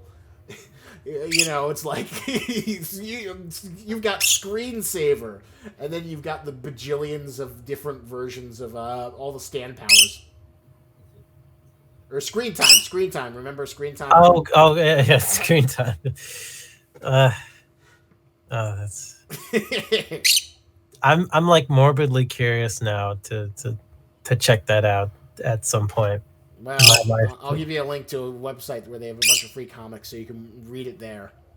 Oh, really? They actually have it out right now? It's not out yet. I don't know when it's releasing. I think it's still got a few months to go, but it'll probably, if the comic book shops aren't all completely destroyed by the coronavirus and out of business, it'll be out. Plus, they cancel it because of the online backlash. But I assume they'll probably, as far as they're concerned, the fact that there's so much publicity, you know, people hate read it, so they're gonna put it out one way or another.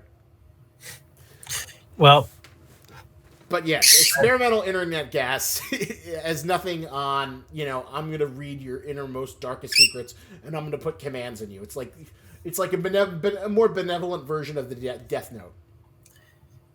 I have to say, like, each episode in part 4 felt there was a lot of unique episodes in part 4. Like, unlike most of like from part 3, like Battle the Stand User of the Week, is he got way more creative with the stories he was telling, but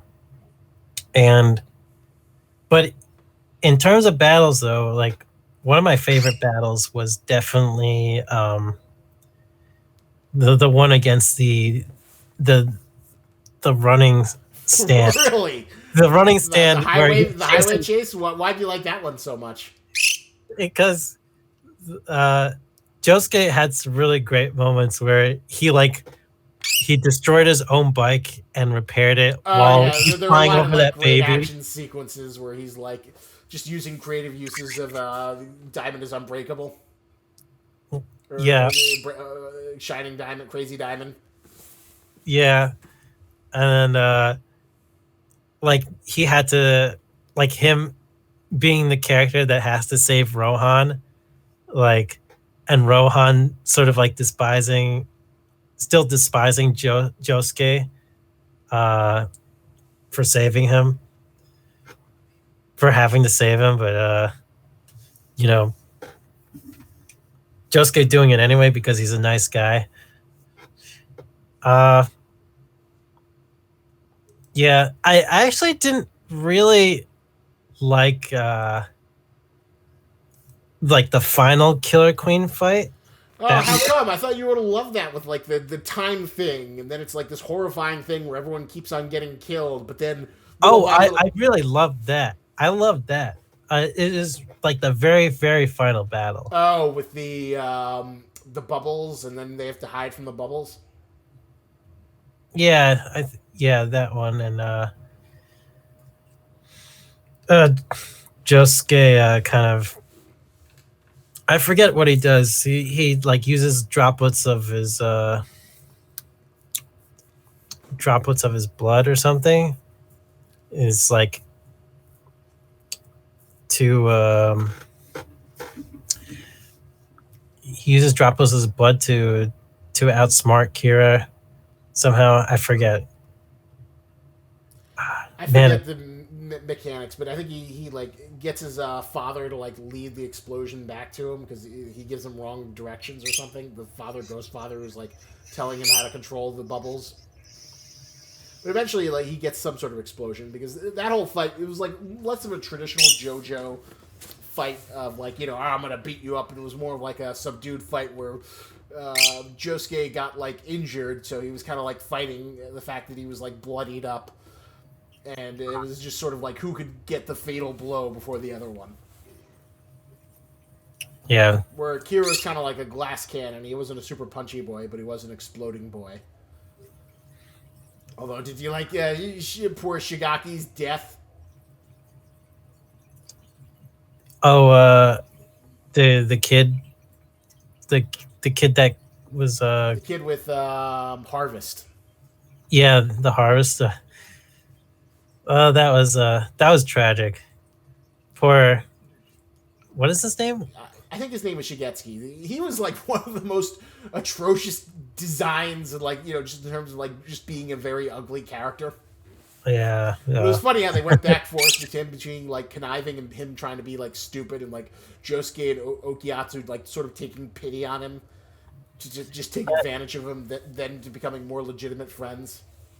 yeah. I liked how they were trying to attempt to be his friend, but then actually getting really pissed off when he was getting really greedy about his powers and uh about the lottery ticket stuff. Like, you know, uh, it showed that they weren't exactly like super like bully characters at all. Like they still have like empathy and compassion, but they also demand respect as well. Well, it was interesting. He was kind of like it was like very childish, but kind of relatable. It was like that one kid that you didn't really like, but you pretended to like, so you could go over to his house to play Nintendo 64 or whatever. Hmm. There was something very relatable about the one guy who had a useful thing, and then they sort of like work together, but then he's maybe a little bit more conniving than you think he is. And then the sort of back and forth of them trying to get their money back, and then him showing that Harvest was actually pretty powerful in terms of getting them drunk and just getting in the way of like the two presumable powerhouses. Yeah, yeah, exactly. Uh, yeah. Probably probably the highway fight was my favorite. Uh, my favorite fight. Out of all the great fights in part four. Oh yeah, well, then there was a.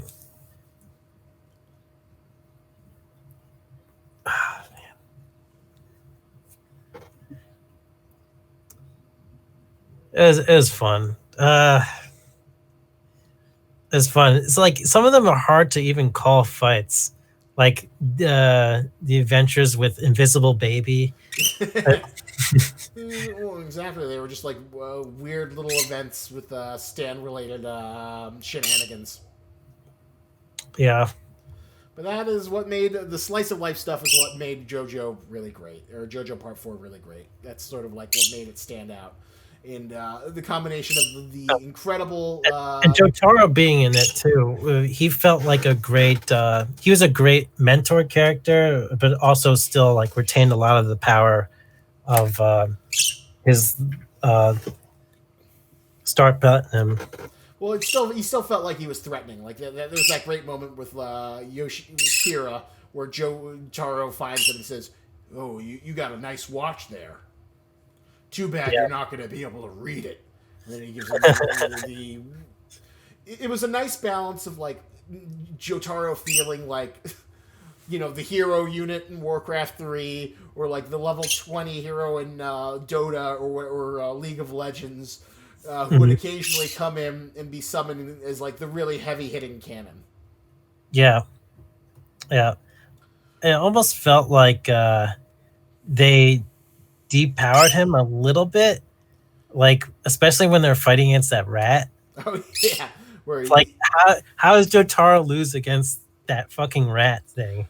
well, it was a nice way to show that like one that like in a stand battle, as long as you get hit by the wrong thing, you're screwed. So any stand could attack, kill anyone. That's how high stakes it is. It's like a knife. You ever actually? Here's the best analogy. You ever hear of this game called Bushido Blade for the PlayStation 1?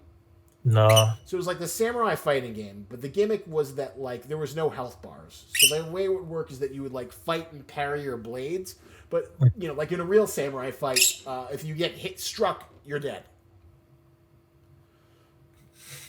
Okay. So the idea is that like rather than just like punching and wearing away the health bar, it's all about getting that one instantaneous death blow. So I feel like in a way that's what stand battles are. It's about getting that one instantaneous death blow versus I'm just going to absorb laser beams and super fire attacks and blah blah blah. I Yeah. feel like that's what the purpose of that rat was. Is it got that instantaneous death blow on Jotaro to show that like how dangerous even a rat stand could be. Yeah. I just didn't realize his Star Platinum the world ability Yeah, he could. was like such a short range in short time. He definitely got a little bit depowered just to emphasize the new heroes. Yeah, yeah, definitely. But yeah, part 4 is great. It's just got a lot of great elements, great villain, great slice of life stuff, and a lot of just fun stuff that's just engaging to watch with fun characters.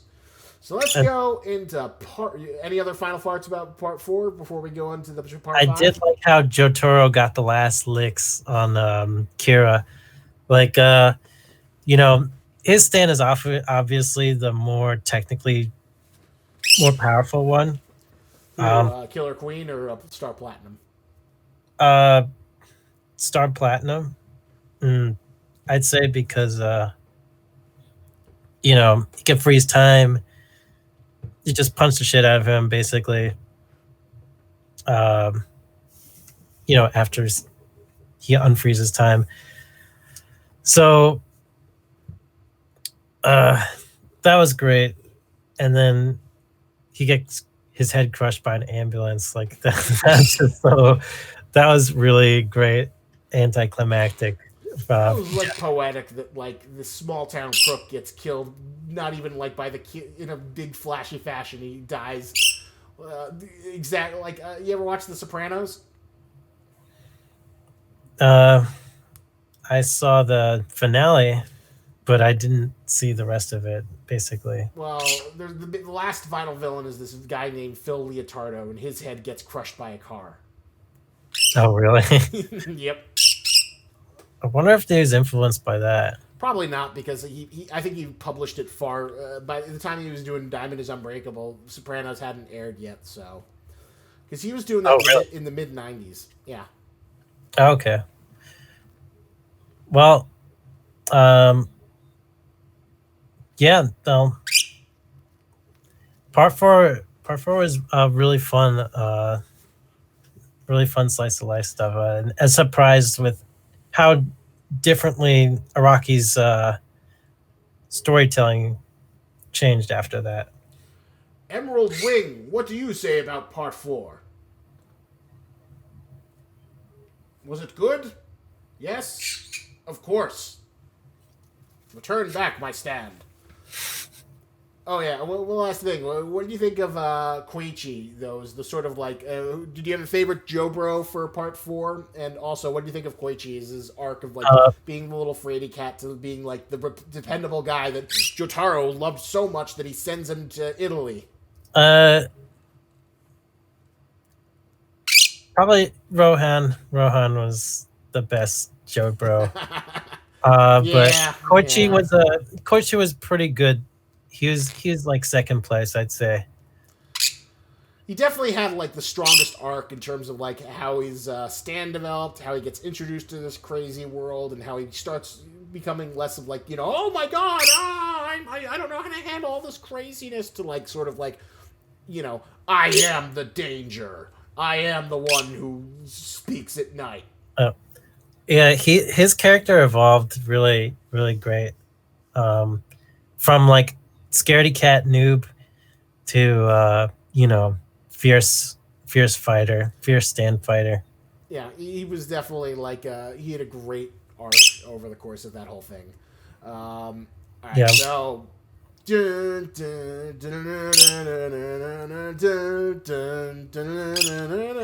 Golden finally. Wind, the most recent part. Jojo. So it may be that this part is still fresh on my mind, but so far this is my favorite part. This JoJo so far. I'm gonna argue. I've been getting more positive as I've been going along, but I was not a big fan of part 5. I I So cannot. first, Why. tell me why you love part 5, and I'll tell you why I'm a little bit more lukewarm. Oh, they did something different from the very beginning. He's not a direct descendant from the Joestars. He's a descendant from Dio, but because Dio had the body of Jonathan, he has he has some Joestar in him technically. So this was like the biggest reach I've seen in terms of a Joestar, and that was like that was pretty funny. Like how how he went about doing this. So he's like, maybe there's going to be like two different branching like bloodlines. Well, I think half the The reason Dios. why is that he didn't want to accelerate the timeline into the future. He still wanted to keep JoJo contemporary. So he's like, I can't give Jotaro a child yet, and I can't have like a grandchild of or Josuke a child. So what can I do here? What can I do here? Okay, yeah, I'm gonna have the Dio fusion. Yeah. Oh, I will tell you, child father of Goro too. I will tell you about my opinion about why I'm not a huge fan of Golden Wind. But go on. So you love the introduction of Giorno, and you like the idea that he's like Giorno. Giorno. He's this heroic version of. He's got all the flash. He's got all the metrosexuality of Dio, but he does it for justice, and he wants to be a gang star. So tell me more about your love for Part 5.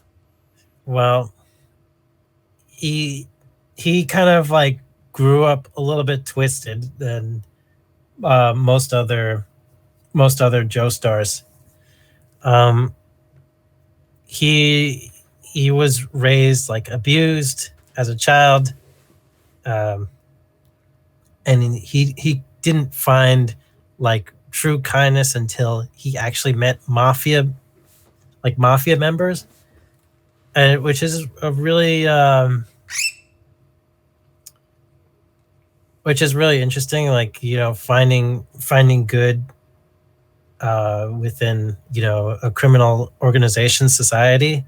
But it's just kind of interesting. It's like almost along the lines of like One Piece, where you find your best friends through pirates They're in a way. pirates. Yeah. So I like that. You know, he was able to find a shining light and hope of companionship. Good friend. I did like Giorno's backstory about how, like, it was, he had this miserable mother and this abusive father, and this comes from this horrible background, but it was this gangster who he helped save, who sort of like became a guiding force in his life in terms of like, this is what I want to be. I want to be the benevolent gangster who Yeah, everyone respects and yeah, patrols the neighborhood, and I want to make sure all these drugs are taken from the streets. yeah. So that's really cool. Like how he still has like the benevolent nature somewhat to like with the other Joe stars, but just in a little bit more twisted ways. Like, uh, yeah, I'm gonna actually become the leader of this criminal organization to, you know, as like a very benevolent leader to make sure our communities are safe and drug free. I'm gonna be a benevolent dictator. Is basically Giorno's thing. I'm gonna be the benevolent dictator that you wish you had. The gangstar. The gangster. Yeah. So that's something that I really uh, appreciated is in terms of like the telling of a protagonist character. Uh, like his story thread was is much more unique. I felt like than all the other um, protagonists before him I so will far. say you just have an interesting, but well, one problem I have is that it feels like he's more of a supporting character, and that like most of it is like Bucciardi's story. Like Bucciardi's Oh like the driving factor. no, it's Bucciarati. Bucciarati, or however you pronounce his name. It feels like Bucciarati. Bucciarati is like the main driving person, uh, who sort of like spurs the action, and it's just sort of like Jordo goes along with it. Oh yeah, well that's also another unique thing. Giorno isn't the leader right away, but he slowly grows on the group because he has to get initiated into the organization, into like with the lesser levels of the group. He has to gain their respect and confidence. The more he journeys with them and fights with them, um, Bucciarati may be the leader. Like he is like the leader at first, but in a way, Giorno becomes like he becomes a leader as well. Like later on, uh, in most of the fights, like he becomes like a good second in command. But then Bucciarati eventually, he passes on, and he's like, I'm a hollow version of myself, hollow, literally a hollow shelled version of myself. Uh, now, Giorno, you are now the leader. Okay, and keep telling about all the stuff that you love about Part 5, and like, who was your favorite Joe Bro? What was your favorite enemy stand? What did you like about the whole mafia setting? Because I have a lot to say about what I didn't like, and I just want you to layer on the superlatives in terms of like your, because I remember you said you loved all the stand battles and you loved all the sophisticated powers. Yeah, I think I liked how unique all the the Giorno's posse's stands were. Like they slowly revealed them, like episode by episode, and you could sort of like think in your mind, like, oh, how do these stands like work together? You know, in unison, like with was it Moody Moody Blues. Or what you call I forget what his like non copywritten name is. Moody Blues. Yeah, I think it's Moody Blues. Yeah, Moody Blues, and with Sticky Fingers, Aerosmith, uh, Fugo's Stand, I forget it, Purple Haze, uh, and Sex Pistols. Like how all their stands like combine like as a team, and when you see like towards the later episodes, you really see them like work more in harmony with each other. Like with Moody Blues, he's able to like his stand is not very useful with combat, but he can help discover like the unique powers of other people's stands. Well, it's also like it fits into his like Detective. Yeah, that he always wanted to be a cop. Yeah, and that's pretty cool. Yeah, like each person's stand like can really tell you a lot about the person. Like Mista's Sex Pistols, like he doesn't have much, but he makes the most of what he has. Like he's very positive for the most part. But he has very little to work with.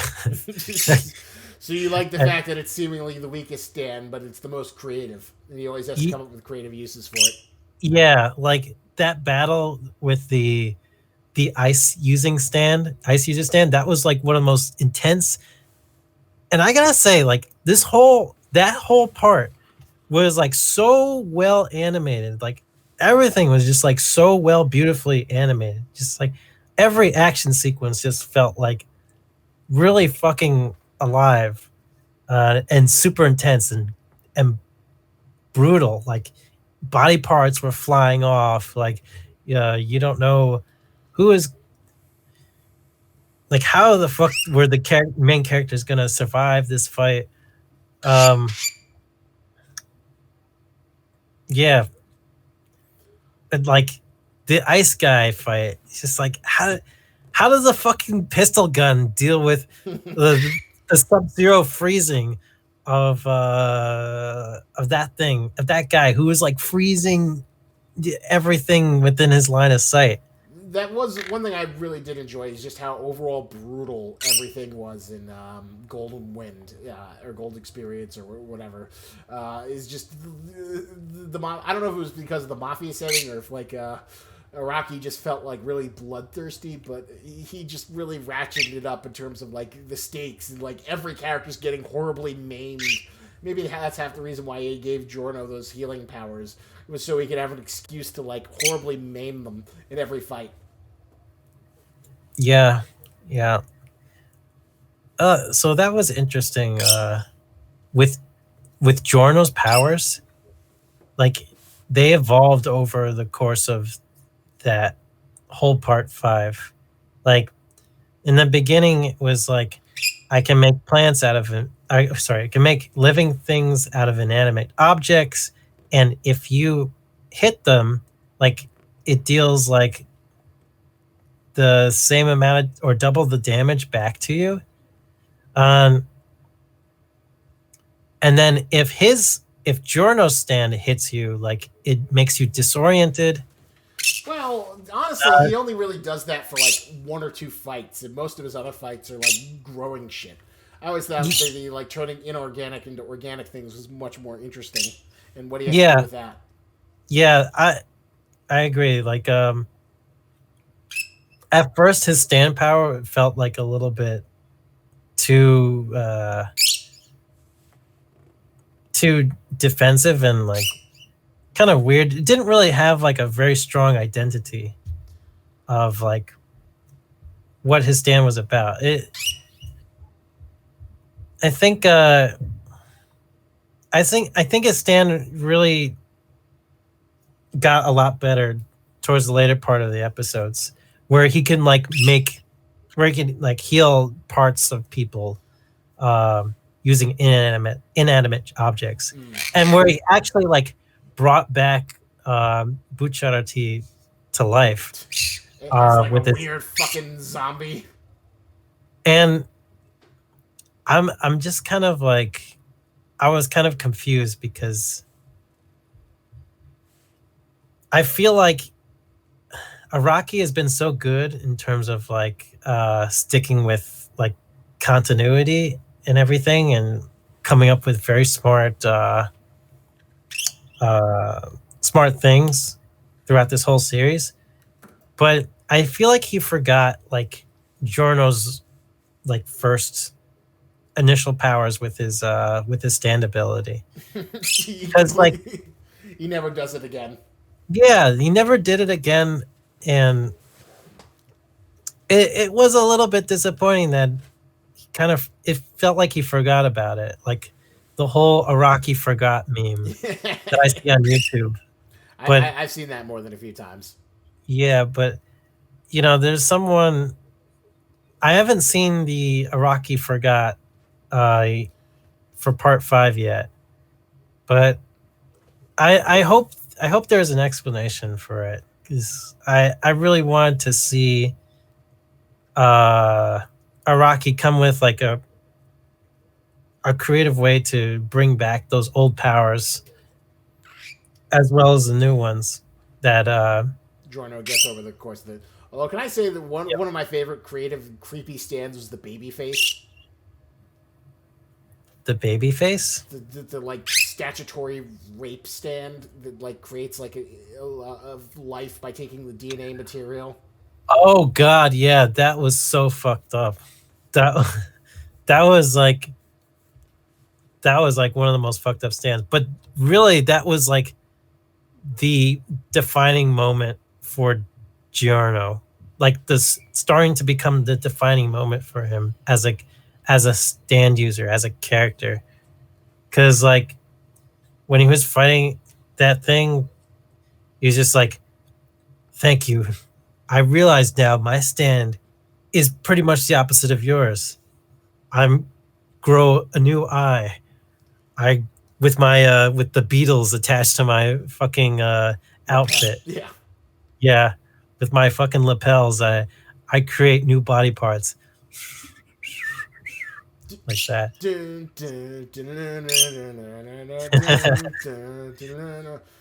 So Was that that battle like really made me like Giorno. And it wasn't until then that I was really starting to appreciate him as a fighter and a character. I mean, oh yeah, I really like the backstory too. But like in terms of like the way he won fights in combat, like it didn't feel like a very mm, it felt like his uh his identity as a fighter was kind of like all over the place. Yeah, well, he wasn't really a combat-oriented thing, and that was the thing. He was kind of like a very passive role throughout a Golden Wind. It felt like Bucciarati was like leading it, and you didn't really, because like, okay, so now I'm gonna start ripping on Golden Wind. I know it's like the most beloved, and it was definitely a great anime adaptation, but here's my issue. One, Giorno feels very passive throughout. Like at first, I loved the first half of it. I loved, oh my god, this is JoJo. It's an incredible setting we've never seen before. Italy. It's got all this mafia stuff, so it's going to be like the best of both worlds. It's going to be something new that we've never seen before, but we're also going to get this slice of life stuff of like gang warfare with stands. Oh my god, this is incredible. There's going to be gang warfare. And you get a little bit of that with like first it start out with like I gotta get into Passion, so I gotta do that like the test with Polpo with the lighter, and I loved the lighter. I loved the lighter test and the all the theatrics which came with like keeping the lighter lit up. Yeah. Again, I gotta help. I gotta meet the crew, and I gotta learn about the crew and get them to accept me. And they're such assholes to me. They're trying to make me drink piss tea. That was great stuff. I gotta win them over as I'm, dealing with these guys who are kind of hostile towards me.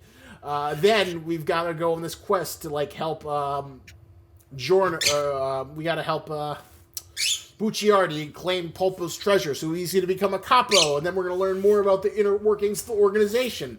Oh my god, that's so cool! Oh wow, there's going to be so much gangster stuff, and then it sort of like starts to go a little haywire with where you have the Let's Protect Trish arc, because I was a little bit on board, but you have this incredible journey where the assassin team wants to get Trish because they were the boss killed their own and they want to get revenge on the boss. So they want to get Trish. Well, they have this mission to get Trish is like the big order from the boss, and this is going to get them closer. But then it all falls apart once it becomes like, we got Trish to the boss, but the boss actually wanted to kill, so we're going to leave the organization and try and find the boss. Where what I wanted to see was like more of them like operating, what does mafia life with stand users look like? What is like running a protection racket? How does Giorno keep his moral code while he does nefarious things? What does he do about drug dealers? How does he keep his morally gray gangstar as he's like extorting businesses or doing racketeering or just the daily, that's what I wanted to see. I wanted to see the daily life of what it was like to be in the gang as Bucciardi was running things and Giorno had to like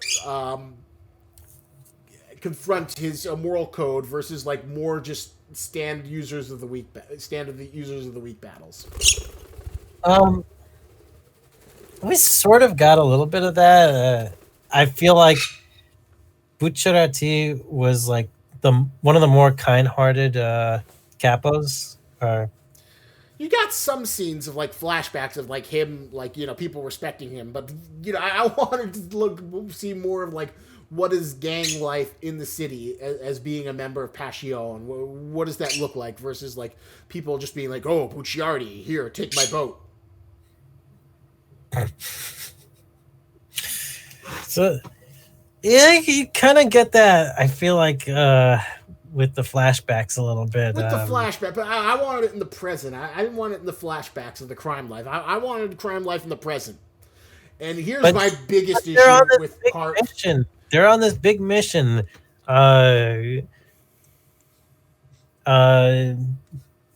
Giorno wants to become the gangstar. He wants to overthrow the boss. Like, yeah, that's I'd rather him like getting closer to the boss versus like fighting stand users. I wanted to see him slowly work his way up and sort of be part of this machine versus fighting against it. But then you wouldn't see the stand battles. You can have stand battles. Maybe they have stand battles against people who are civilians who have stand powers for some reason. And this is the two biggest flaws. I hated Diavolo. I think he's one of the weakest JoJo villains. Yeah, I guess he kind of ended up being like a little worse than Kira in terms of like no, I don't know. I think he was the whole split personality thing. That was a interesting. I didn't like the split personality thing. I thought it was stupid that he was like hiding in this poor submissive guy. I hated his design. Like I wanted him to look like a mafia boss. I didn't want him to look like this shirtless thing with his hair and that stupid like fishnet stocking, whatever the fuck he was wearing. And I hated the big climax where everyone switches bodies. You hated that? I hated that. Why? I just thought it was stupid anime bullshit that didn't feel like a worthy climax. It just felt like overly convoluted for no reason, and it seemed like such a terrible way to introduce this idea of like level 2 Requiem stands. I guess it didn't. Requiem didn't really make a lot of sense. like why the power made people's bodies switch, why Polnareff's stand made people's bodies switch after he went into Requiem. That to me felt a little bit odd too. But I don't know, man. What better way to rise to the top of becoming a gangstar than having fucking stand battles like with other gangsters? Well, then okay, then have them fight another gang that also has stand users, and have them fight over turf. Let's have some jets and street things. Not just like fight the internal guy. I really wanted to see like internal gang politics.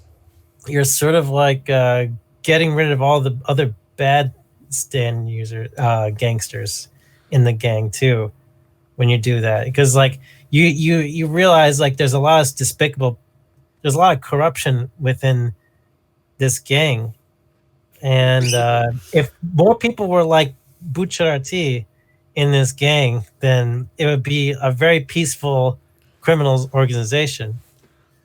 I think there's a lot of interesting things you could have done, like in part 4, and I hated the villain. I hated the fact that he took so long to be revealed, that he didn't do anything directly, and then when he did reveal, he just felt like a big wet fart.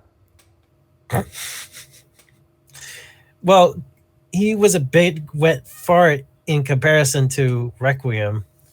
He was a big wet fart in comparison to like all the other JoJo villains. Like, they're all better than him. They're all more interesting. Well, he was kind of like...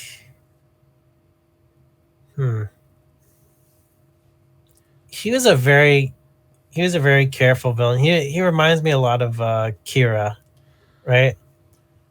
But Kira is like 10 times more interesting to see him, one, preserve his identity, two, like struggle to fight when he's in the body of the other guy to maintain the other guy's identity. Well, what does Diavolo not want? I just want to make it so nobody can find out who I am. Yeah, while also having a power even more broken than Dio's power. Oh yeah, the King Crimson. I'm gonna erase time. You ever heard that meme? It just works. King Crimson, it just works. Huh? It just works? Yeah. There's this whole meme. I'll have to find a video for it for you, where it's basically like, King Crimson, it just works.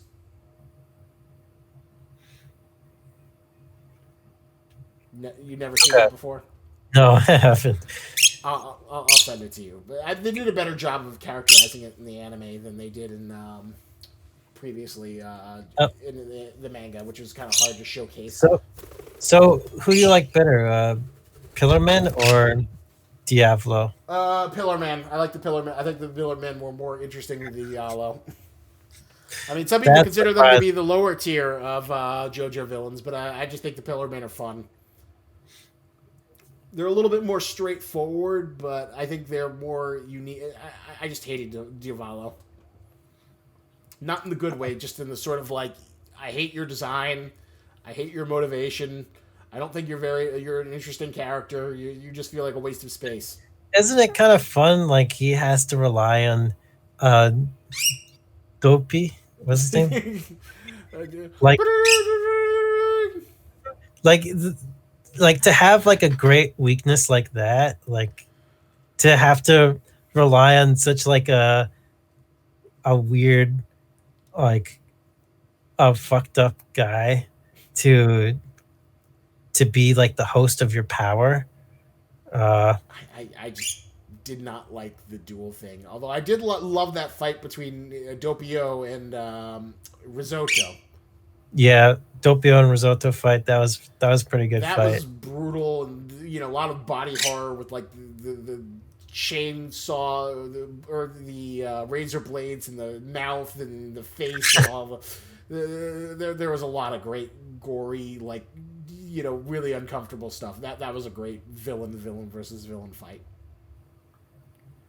Yeah, that was pretty funny. He was like after the fight, he was just drinking blood from children, I guess. Yeah, to Like a regenerate. vampire or something. Just to, Get the iron back.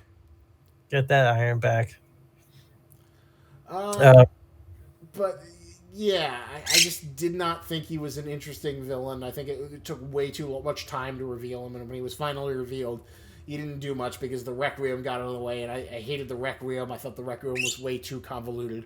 But I must admit, I was also really disappointed that we didn't get any sort of like epilogue. That once Jordo becomes a gang star, that we never get to see a little bit of what he's like in action, except for that like one shot of him, the mafia guy kissing his ring finger. I feel like we might get a little bit more of that in No, we the. don't. Oh, what? No? Nope, never. Jorno's never to be seen again. Okay, but don't spoil any more than that. Do you not know who Part 6 is about? I know it's about Jolene, Okay, so but that's all I know. That's all I know Part about. 7's the one I hear is a masterpiece, so I can't wait to see that animated. Well, but I'm looking forward to the next part of JoJo as well. Like part 5 got me really hype. Like seeing those intense battles and Butcher T against the Fisher guy, Mista and Giorno against the Ice guy.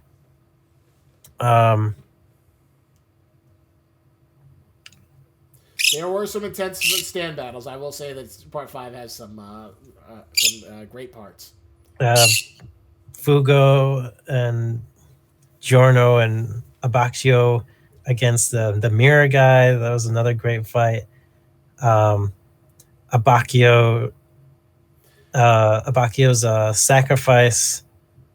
And when you think about it, like Trish and Mista were the only survivors of Part 5. Part 5 had like a really brutal body count.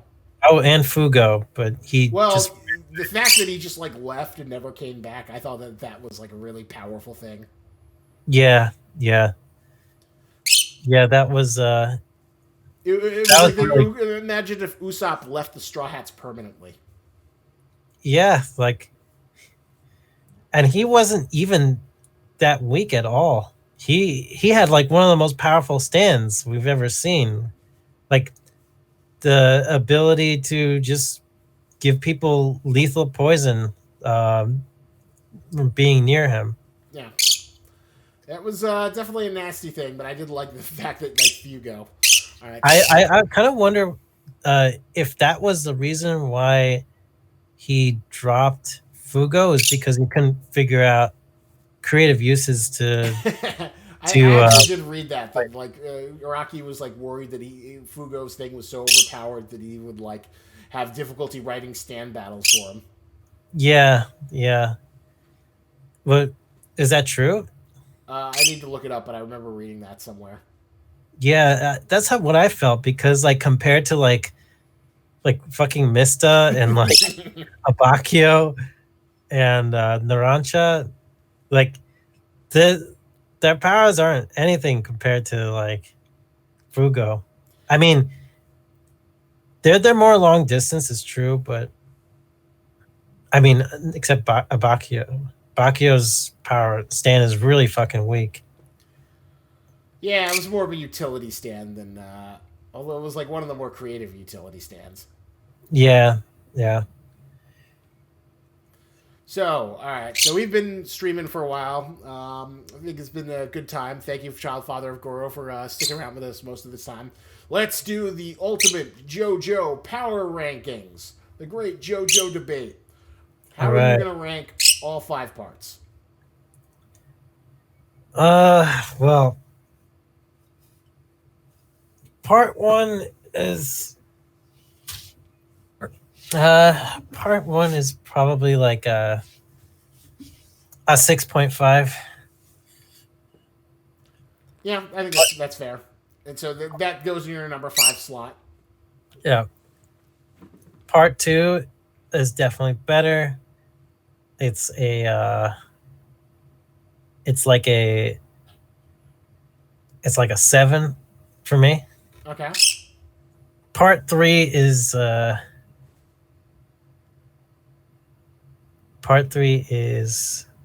like, oh man, part 3 is like 8.5. Okay. Part 4,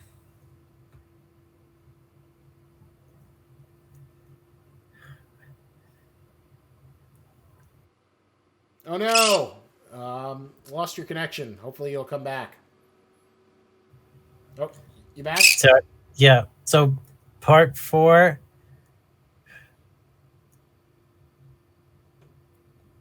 I'd say it's an 8.5 as well. Okay. Part 5 is a 9. All right. So part 5 is your favorite. It almost goes in release in order. You like each one better than the next.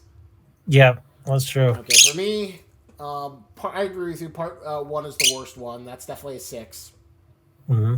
Next, I'm gonna go part 5. This is number 4 on my slot. Which is what ranking? I mean, what number? I give it like 7.5. Wow. Okay. I'd give part 3 or part 2 an 8. That goes to the number 3 slot. Okay.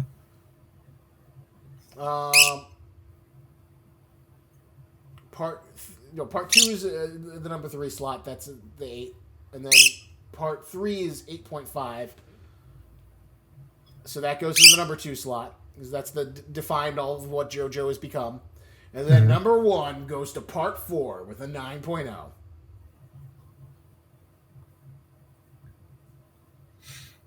Okay. Well, I think we agree on part 3 in terms of rating. Yeah, I think we're pretty consistent about part 3. That's interesting. You think part 9 is the second worst. Oh, which one?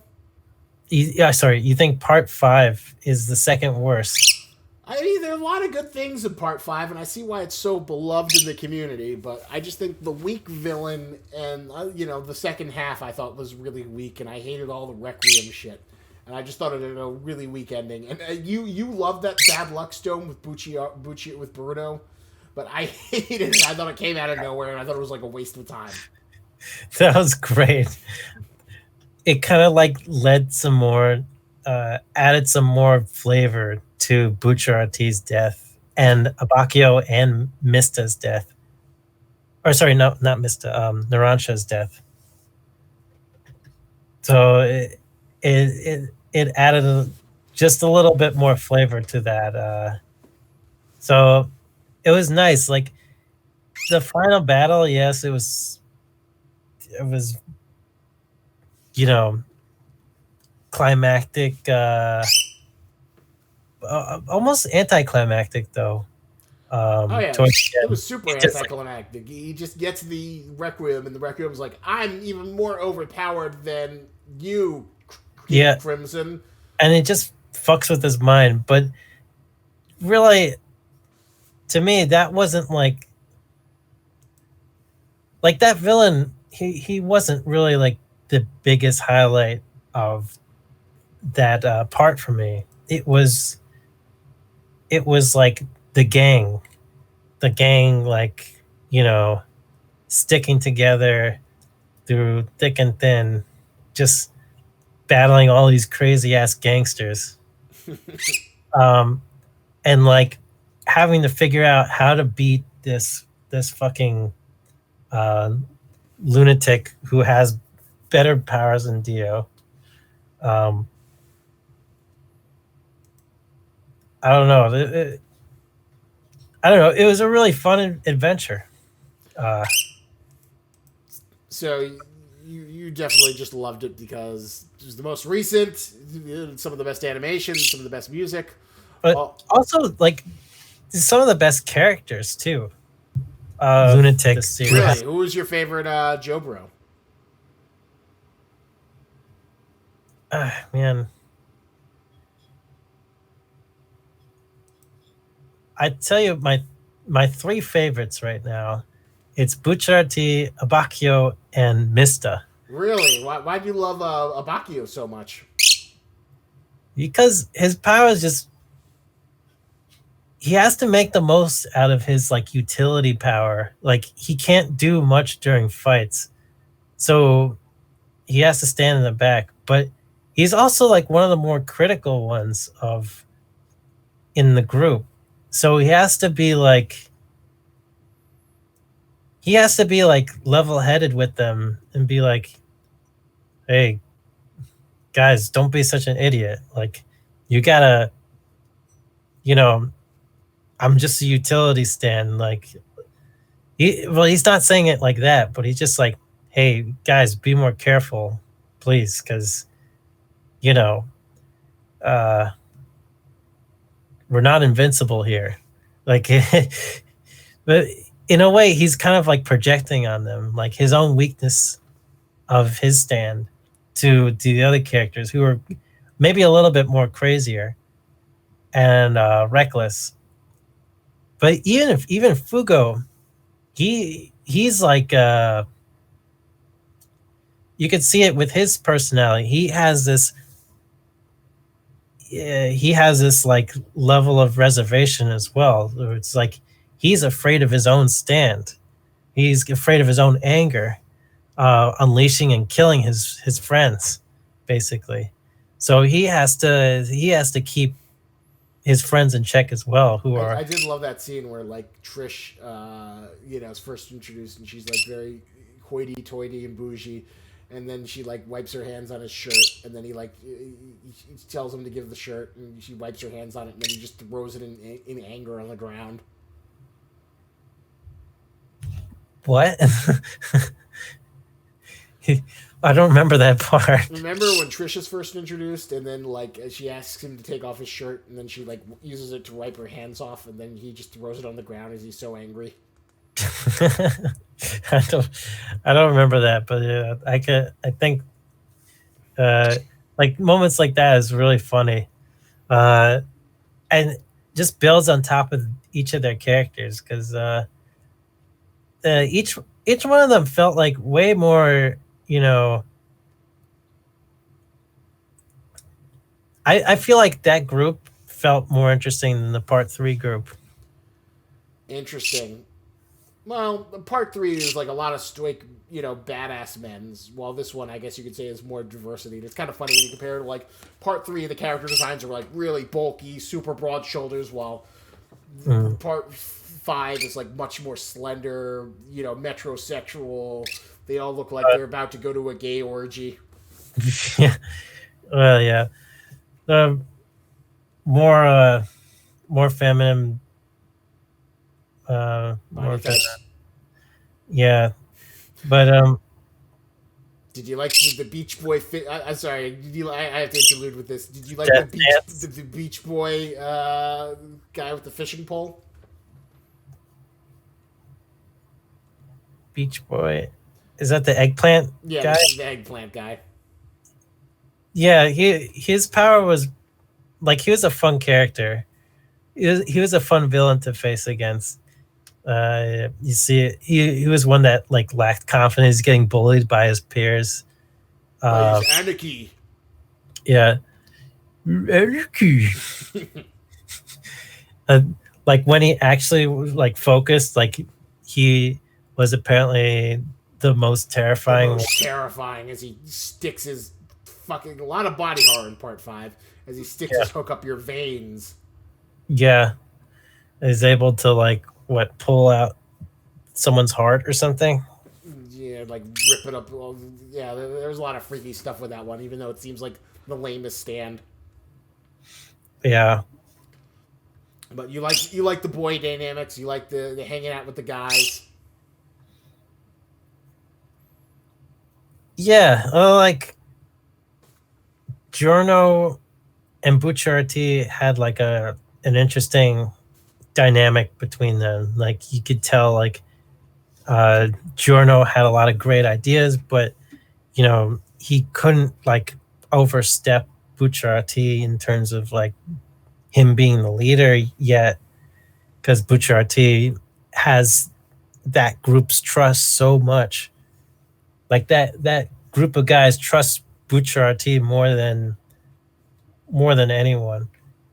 And Giorno was kind of like a thorn in their sides. Like when he was introduced into the group at first, they're like, we're never gonna get along with this guy. But Giorno slowly has to win each one of them over. So to gain respect, and like it took a while, like for like even Abacchio didn't really like fully appreciate Giorno. But like Mista and I feel like Narancia, and definitely Bucciarati, like all started to trust Giorno completely at a certain point. So you definitely like that. And did you? So you? All right. Before we finish off, what was your favorite enemy stand battle? Was it Vanilla Ice? Was it Chocolato and the Green Day, or was it the Grateful Dead stand? Because obviously there's a lot of different ones to choose from. Best overall stand battle? Enemy stand fight.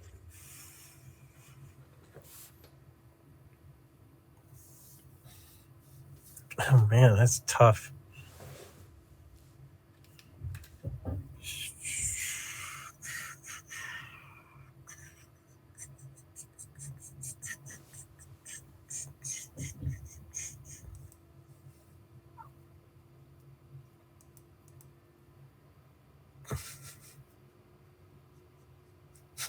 Come on, you gotta have one.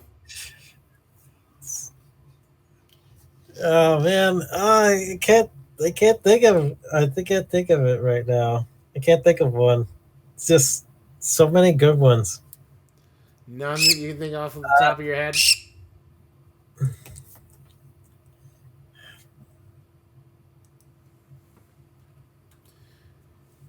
Probably.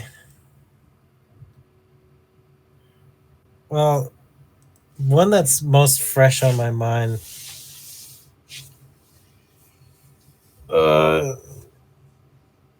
Should I go with the most funniest one or most badass? Like, You know what? Give me both. What was your reward for the most funny and the most badass? Okay, Mr. Giorno fight against the ice guy. This is most badass. Yeah. And then fucking Rohan and Josuke playing dice was the funniest stand battle. Yeah, I think that was definitely like those were good ones to pick from. And oh yeah, you didn't talk about Trish. Did you have any opinion about Trish? Oh yeah, well, I kind of wish they developed her a little bit more. Well, she has a little bit more of a pronounced arc where she goes from like bitchy, valley or bitchy girl to becoming like I'm a strong girl and I'm gonna sort of. Be right there, babe. We're wrapping up. Yeah. So yeah, I kind of wish they did a little bit more with Trish. Her power was really strong, creating things softly, like being able to beat Notorious B.I.G. like that.